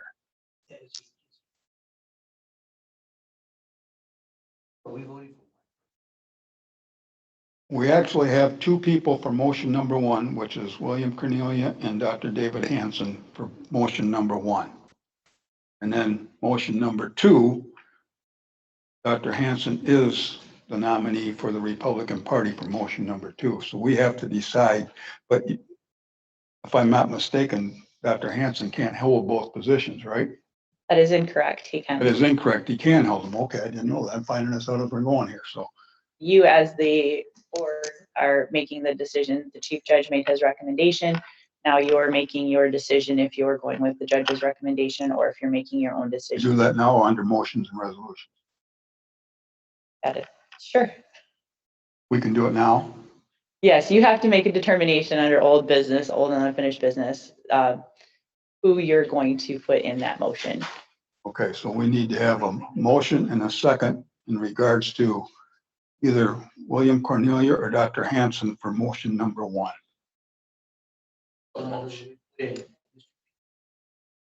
Correct. Would someone like to make a motion in regards to either or? Well, we're appointing Dr.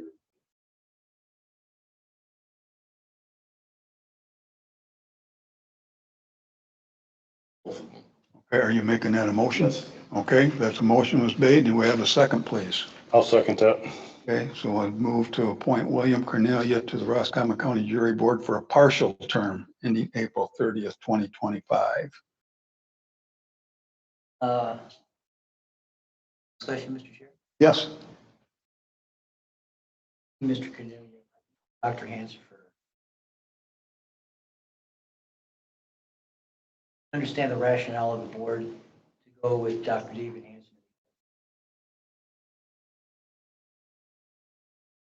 Judge, give any. Oh, sorry about that. Did the chief judge give any specifics in regard to Mr. Cornelia or Mr. Hanson? No. No.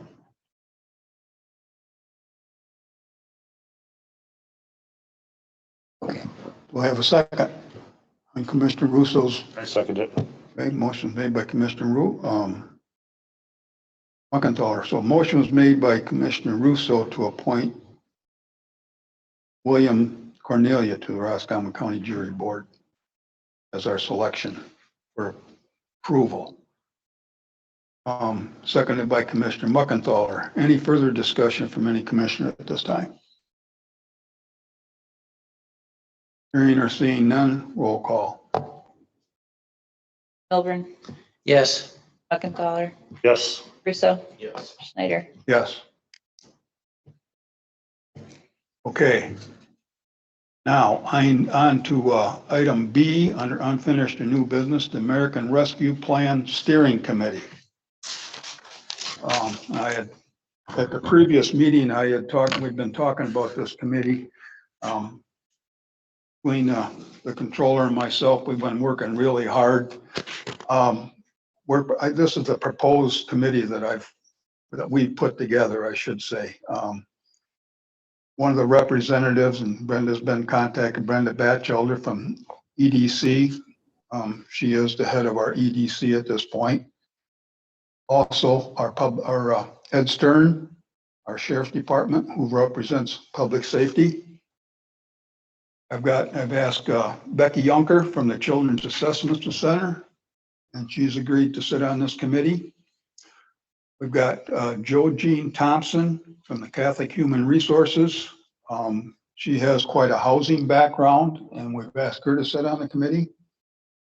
We reached out to NMCAA, Shannon Phelps, which is Northwest Michigan Community Action Agency, and Shannon would be our representative there, and that would be in regards to childcare, which has been spelled out with the American Rescue Plan. Ed Bergeron with EDC, and he has really good, strong background as far as in his former job, and myself. So that gives us a committee on the steering committee of 7 people.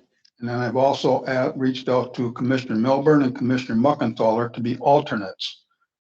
So in other words, if Joe Jean Thompson may not be able to make that particular meeting, I would reach out to either one or the other and have you sit in on that. So we would always be at 7, or it could be anybody else too, for that matter. So that's my proposal at this time. I would like to put this on as a motion for next meeting to appoint that American Rescue Plan Steering Committee, so we can get started on this money, on allocating this money, which we've got half of it already. So any thoughts from any commissioners on this time, at this time? Anybody else? Good with it? All right. Chairman, Yes. would you like me to coordinate with all of those members to go ahead and get a meeting scheduled maybe for the afternoon of the 27th or the 28th, since we do have to have kind of a generalized plan turned in by mid-August? Yep. Okay. Yep. Probably for, well, after we okay, and we'd be the afternoon of the 28th would be perfect. I would note that they all are present, with the exception of Mrs. Phelps, that was actually double booked this afternoon or Okay. this morning for the meeting. So thank you for coming. Okay. Why don't we have those people all stand up and at one time and introduce themselves real quickly, please.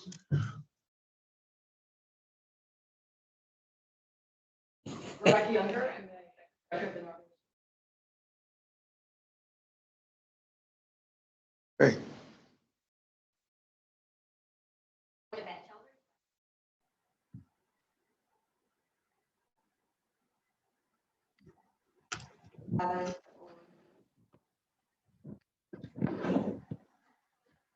Okay, and then we've got Ed Bergeron is on.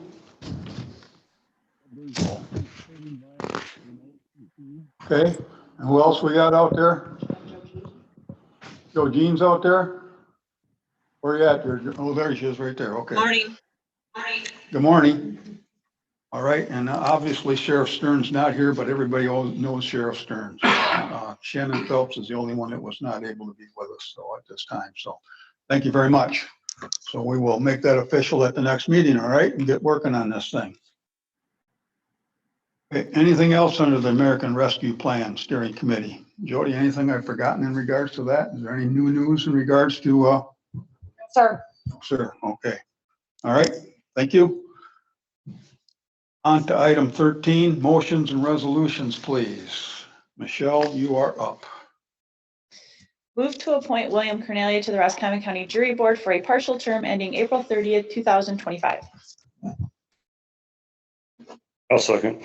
Okay, motion was made by Commissioner Russo, seconded by Commissioner Muckenthaler to appoint William Cornelia to the Roscommon County Jury Board for a partial term ending April 30th, 2025. Any further comments from any commissioner at this time? Hearing or seeing none, roll call. Milburn. Yes. Schneider. Yes. Muckenthaler. Yes. Russo. Motion carried. Okay. Thank you. Motion 2. Move to appoint Dr. David Hanson, Republican, to the Roscommon County Board of Canvassers for a partial term ending September 30th, 2021. So moved. Motion was made by Commissioner Milburn, seconded by Commissioner Russo to appoint Dr. David Hanson, Republican, to the Roscommon County Board of Canvassers for a partial term ending September 30th, 2021. Any comments? You know, I know Dr. David Hanson. He's a stellar individual who possesses the highest integrity. Thank you. All right. Any other further comments? Hearing or seeing none, roll call. Do you have your microphone on, Mr. Chair? Yes, I do. He doesn't have his on. David doesn't have his on. I got So a wave let's back up here then. from the back that they couldn't hear you. I sure can. How's that? Okay, so did you need to do I need to restate that? No, you should. Okay, all right. Okay, hearing any other commissioners have anything to say at this time, please? Move back to motion number 2. Hearing or seeing none, roll call. Muckenthaler, Yes. Schneider, Yes. Russo, Yes. Milburn, Yes. motion carried. Okay. Motion number 3, please. Move to approve the Gypsy Moth Specialist job description with with pay being set at grade 4, $17.77 to $21.32 per hour per the recommendation of the Wage and Salary Committee. This is an hourly non-exempt position. I'll make that motion. I'll second it. Motion is made by Commissioner Muckenthaler, seconded by Commissioner Snyder to approve the Gypsy Moth Specialist job description with pay being set at a grade 4 of $17.77 to $21.32. Any further comments from any commissioner at this time? Hearing or seeing none, roll call. Russo, Yes. Milburn, Yes. Snyder, Yes. Muckenthaler, Yes.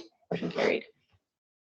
Motion 4. Move to approve the E911 Quality Assurance Improvement Coordinator position with a pay being set at a grade 5, $20.38 to $24.45 per hour per the recommendation of the Wage and Salary Committee. This is an hourly non-exempt position. So move. Second. Motion was made by Commissioner Russo, seconded by Commissioner Milburn to approve the E911 Quality Assurance Improvement Coordinator position with a pay being set at a grade 5, $20.38 to $24.45. Any further comments from any commissioners at this time, please? Hearing none, roll call. Muckenthaler, Yes. Snyder, Yes. Milburn, Yes. Russo, Yes. motion carried. Motion number 5, please. Move to approve the Human Resources Generalist job description with a pay being set at grade 7, $26.69 per hour to $32.03 per hour per the recommendation of the Wage and Salary Committee. This is a salaried exempt position. I'll make that motion. I'll second. Motion was made by Commissioner Snyder, seconded by Commissioner Muckenthaler to approve the Human Resources Generalist job description with a pay being set at a grade 7, $26.69 to $32.03 per hour. Any further discussion from any commissioners at this time? Hearing or seeing none, roll call. Milburn, Yes. Russo, Yes. Muckenthaler, Yes. Snyder, Yes. motion carried. Motion 6. Move to appoint Rob Christian to fill the Township Representative seat of the Roscommon County E911 Authority Board, 3-year term ending July 13th, 2024. So Move, move. Mr. Chair. Motion was made by Commissioner Russo, seconded by Commissioner Milburn to appoint Rob Christian to fill the Township Representative seat of the Roscommon County E911 Authority Board. Any further discussion from any commissioner at this time? Hearing or seeing none, roll call. Muckenthaler, Yes. Snyder, Yes. Milburn, Yes. Russo, Yes. motion carried. Motion 7, please. Move to appoint Lieutenant Eric Teeple, Roscommon County Sheriff's Department to the E911 Authority Board as representative from the Roscommon County Sheriff's Department for a 3-year term beginning October 1, 2018 through September 30th, 2021. So move. Second. Motion was made by Commissioner Russo, seconded by Commissioner Muckenthaler to appoint Lieutenant Eric Teeple, Roscommon County Sheriff's Department to the E911 Authority Board as a representative for the Roscommon Sheriff's Department. Any further discussion from any commissioner at this time, please? Hearing or seeing none, roll call. Milburn, Yes. Snyder, Yes. Muckenthaler, Yes. Russo, Yes. carried.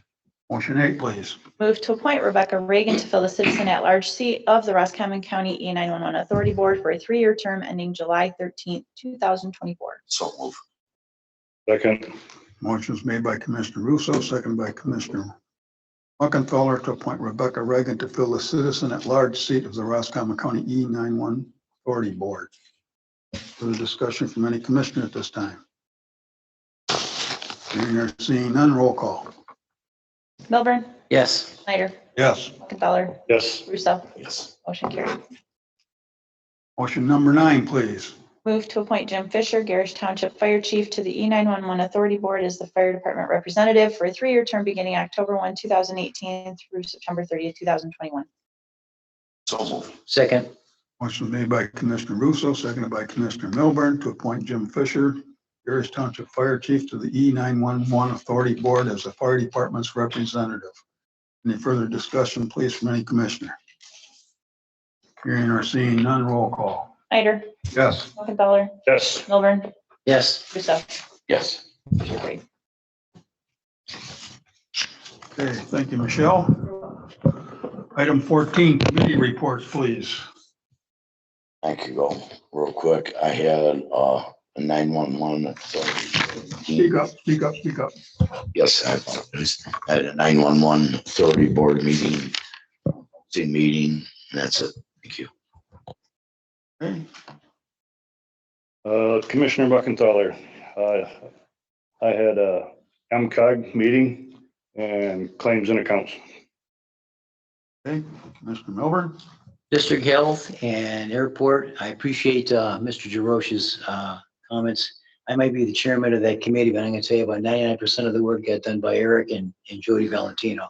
So thank you all, both, and Mr. Blasky for their consideration.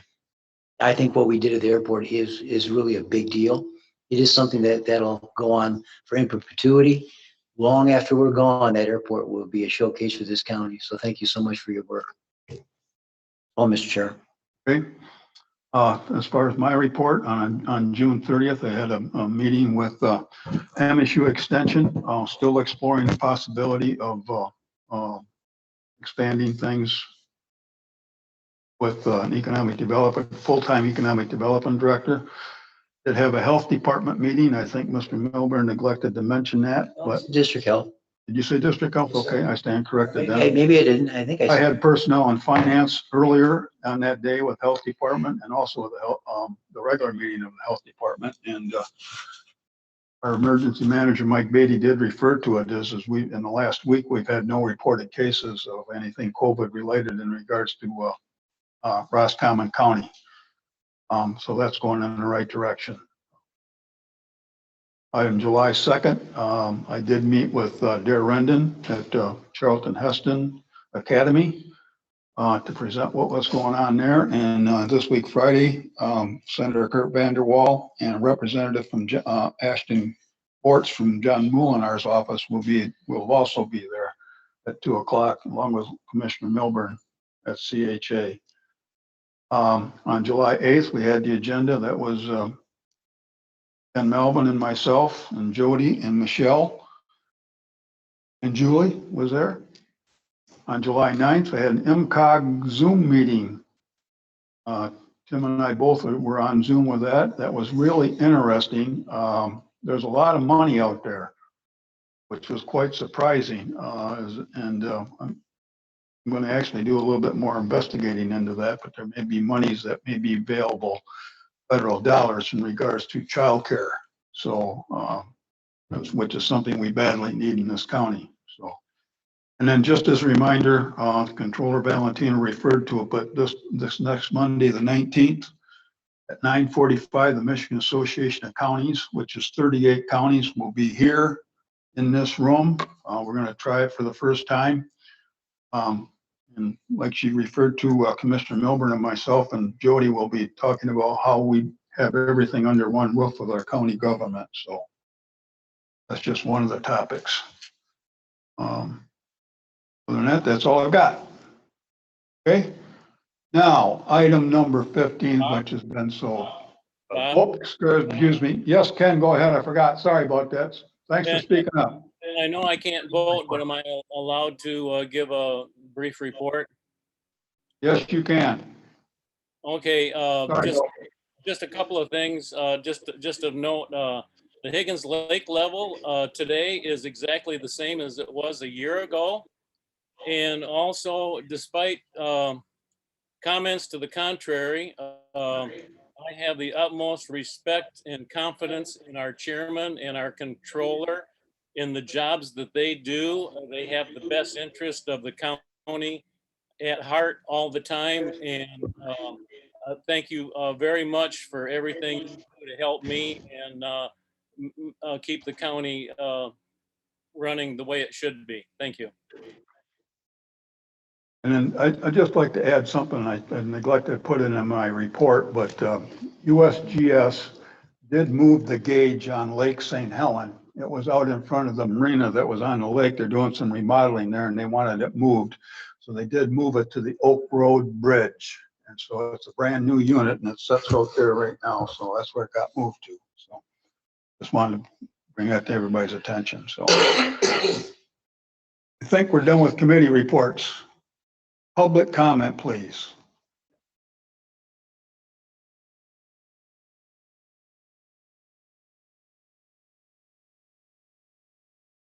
Thank you again. As I speak before this commission over the next few months, I'd like everyone to remember the 1964 U.S. Supreme Court landmark case, New York Times versus Sullivan, back in 1964. It involved the freedom of speech protections of the First Amendment. In that opinion, Justice William Brennan Jr. said public discussion is a public duty and that this should be a fundamental principle of American government. Such discussion must be uninhibited, robust, and wide open, and may well include vehement, caustic, and sometimes unpleasantly sharp attacks on government and public officials.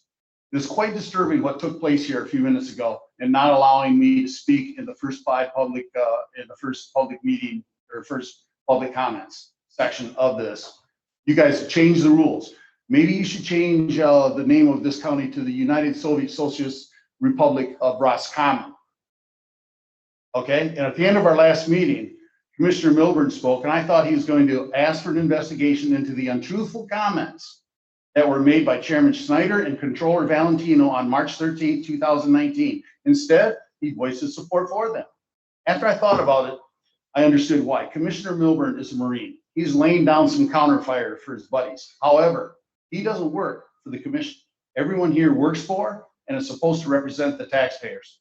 Perhaps there's a reason for the chairman's and controller's untruthful comments, or maybe not. Apparently, the truth doesn't matter to this board, as we've heard nothing in response to the facts that I presented. It is disturbing that Commissioner Milburn thinks that it's more important to protect his buddies instead of finding out the truth. Commissioners first, taxpayers second.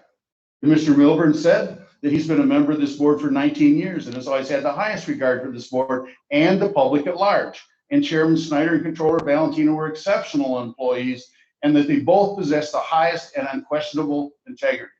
Really? Just because you say it doesn't make it so. If you had the highest regard for the public at large, he would demand an investigation. Personally, I've always been fond of Chairman Snyder and Controller Valentino.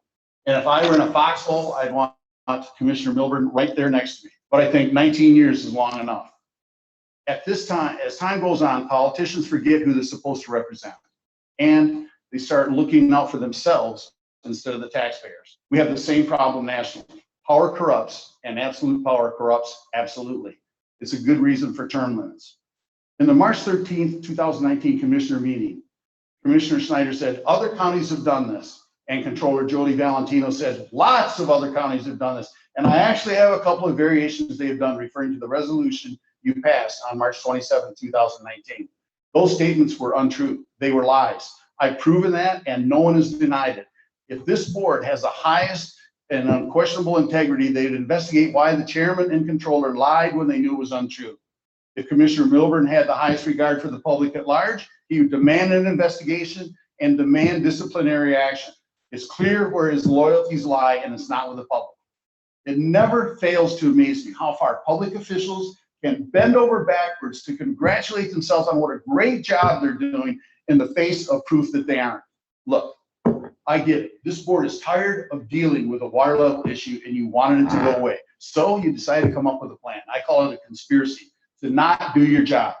The problem is that the chairman and controller lied to mislead you and the public to support the very resolution you think let you off the hook. I understand. It's embarrassing.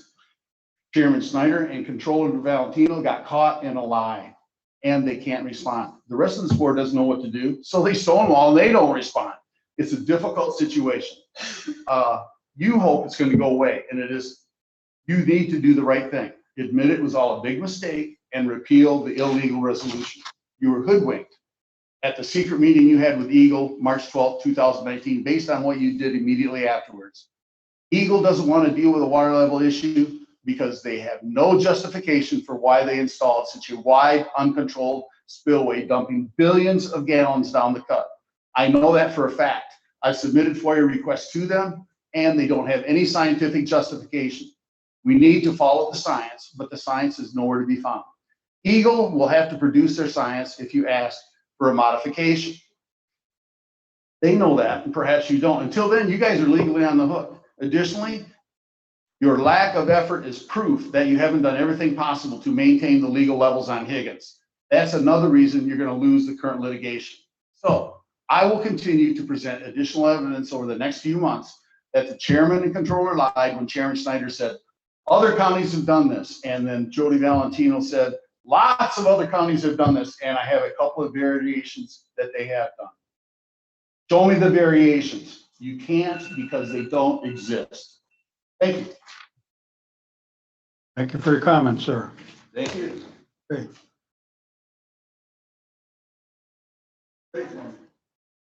Hey, Emo, come on up.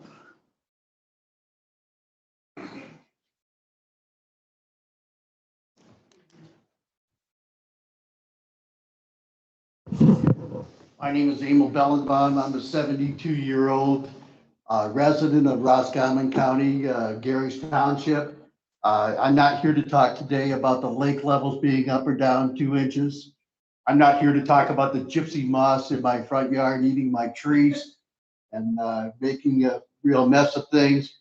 I'm not here to talk about the loss of Kirtland Community College and no longer in Roscommon County, let alone despite the fact that I'm still paying big taxes, okay, to that situation.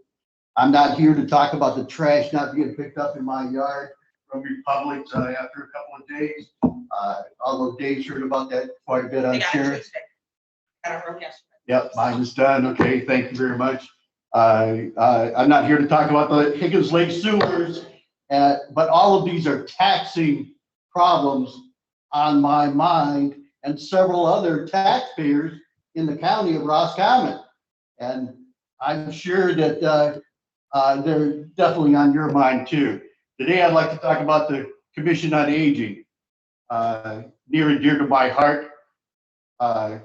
There needs to be a house cleaning in the board over there. They need new blood. There are people who don't know what the budget is or how it's supposed to work.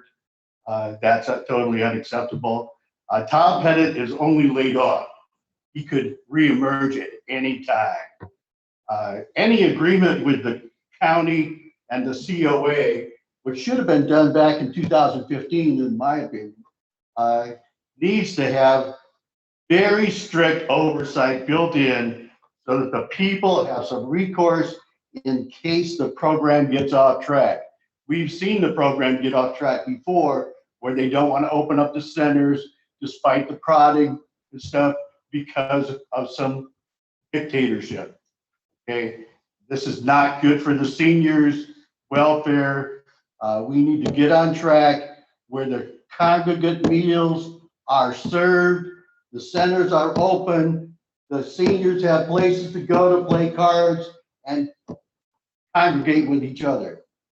Your help would be greatly appreciated. Thank you very much. Thank you for your comments, sir.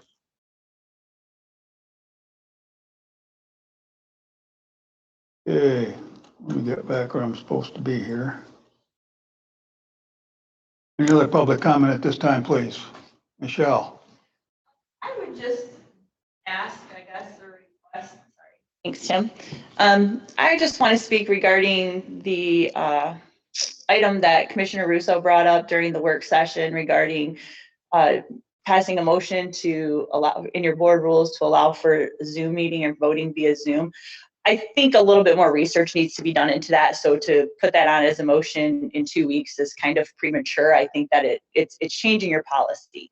So I think you need to do a little bit more research into that and maybe put it in for consideration in August, but don't rush it because I want to make sure that we have the proper procedures and whether we need to reach out to Matt for guidance on that, but we need to look at that and make sure that we're doing that appropriately and make sure that it's that the board completely understands and you're passing this on to your committee. So I think it needs to be a little bit more thoroughly gone through than trying to push this through in 2 weeks. That's just my opinion.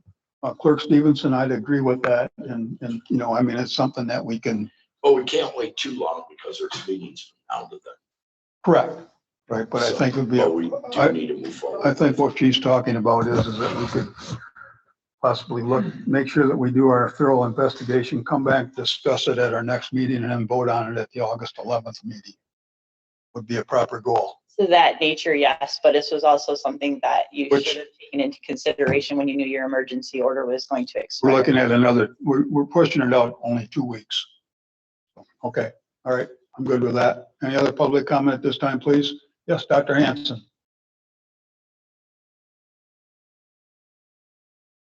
I just wanted to speak on behalf of a 20th anniversary 9/11 ceremony that we will be held here in Roscommon County. And it will be held on the 12th, which is a Sunday morning at 1000 hours. And it will be held at the Emmanuel Baptist Church Gymnasium. And that will be a ceremony to honor the memories of those we lost 20 years ago, as well as those who have been lost in recurring battles, the wars, and things since then. Knowing that the 9/11 tragedy is now becoming distant memory and that there are no students in any schools in Michigan that were even alive at that time, I think it important that we hold this 20th anniversary ceremony just to give the next generation an understanding of what many of us remember on that day. And so we are wanting to invite all of our elected officials, all of the law enforcement agencies, fire service agencies, as well as our township officials to join together on that one day for a united ceremony on the 20th anniversary of 9/11. Thank you, sir. And if I could, Mr. Chair, Dr. Hanson, I don't know if you're aware that Commissioner Russo and I are co-hosting a celebrate or a remembrance ceremony. I think it's at 8:52 in the morning on Saturday, the 11th. So we hope that you're here for that too. And we started that a couple months ago. He and I are both co-hosting. Thank you. Thank you very much. Thank you for serving on the jury board. Okay. Huh? Canvassers board, thank you. Got so many boards, can't keep track of them. Okay, public comment. I wasn't done yet. On a lighter note, just a reminder to the commissioners that the Roscommon Township Association is getting back meeting again in August. It's been over a year since we've met. It'll be at the Gears Township Hall. And I'm sorry, I don't have the date with me, but we're starting to meet again. With regard to the presentation by Cherry regarding the fire. Cherry Capital. I met with the guys last night at our township hall before. My attitude on this is that access to data in the future is going to be one of the lifebloods of communities everywhere in Michigan. And if Roscommon County and the townships in Roscommon County don't get on board on this train, we're going to be left behind. We know, in talking to realtors statewide, that if you don't have access to broadband, your house today is pretty much unsellable, because people that are looking for vacation homes, especially in the northern part of the state, they want to have access to these homes not only for the recreational activities, but they need access to these homes to come and work. They just pack up their laptops on Wednesday night and they're heading north and they're working for a couple of days. So I see this as being one of the lifebloods that's going to sustain us in addition to our recreational activities. I am 100% on board with this concept, and I'm looking forward to working with anyone I can to expand the broadband access, especially to Commissioner Melvin that lives in an area where. Can you with me? I guess he's not listening anymore. No. I'm sorry. I'm just having trouble getting my mute button. It caught me off guard there. Thank you very much. Thank you very much, Mr. Dave Booty, for your concern for the people like me in Irish Township that don't have any internet provider whatsoever. Well, it's not only to Commissioner Mellon, but there are other businesses that don't have access to broadband right now. Good Shepherd Church has no access to broadband, which really restricts what we can do because we don't have that. Not to mention children that live in these areas, the school-age children, that their homework is now almost entirely on iPads and computers. They either have to go to then they have to go to the library, or they have to go to grandma's house or a friend's house in order to do their homework. You know, I mentioned to a friend of mine that, to me, access to broadband information today is like access to electricity was in the 1930s. It's part of our life now. It's not going away, and it's only going to become bigger. So I think we all need to really get on board with this. One last comment about our investigation into sewer. Our utility authority has been formed. They've been seated. We've met for the last 3 Mondays at the Garrish Township Hall. We're meeting next Monday at 9 o'clock. We're going to continue our Monday morning meetings, because not only do we need this time as an authority to continue our organizational structure, we're still trying to walk before we can crawl and run. But it's given the public an opportunity to come in and listen to the authority meetings and ask questions and gather information. The way to become educated and to become empowered and engaged is to attend these meetings if you can. And if you can't attend these meetings, most all of the information has been available for 2 years on the Garrison Lyon Township's websites. The feasibility study, which answers many of the public's questions. The one question that we still can't answer is, how much is it going to cost? And that's what the authority is working desperately on that issue right now, trying to seek as many grants as we can moving forward. So I knew this would be a long-term project. We've got tremendous support from the organizations around the lake, and we're looking forward to working to continuing our work with something that's going to sustain the health of Higgins Lake, the health of the residents that live in our community, that live in neighborhoods where there's a high concentration of homes on septic tanks working and not working. It becomes a health issue, because the health department has told us that you might be surprised. You might be not only drinking some of your own sewage, but you might be drinking some of your neighbors as well. So it's just good work, and I appreciate the support of the community, and I appreciate the support of the commissioners as well. Thank you. Thank you for your comments. Any other public comment at this time, please? Going once, going twice. So move, Mr. Chair. Second. You're all in favor, signify by saying aye. Aye. Aye.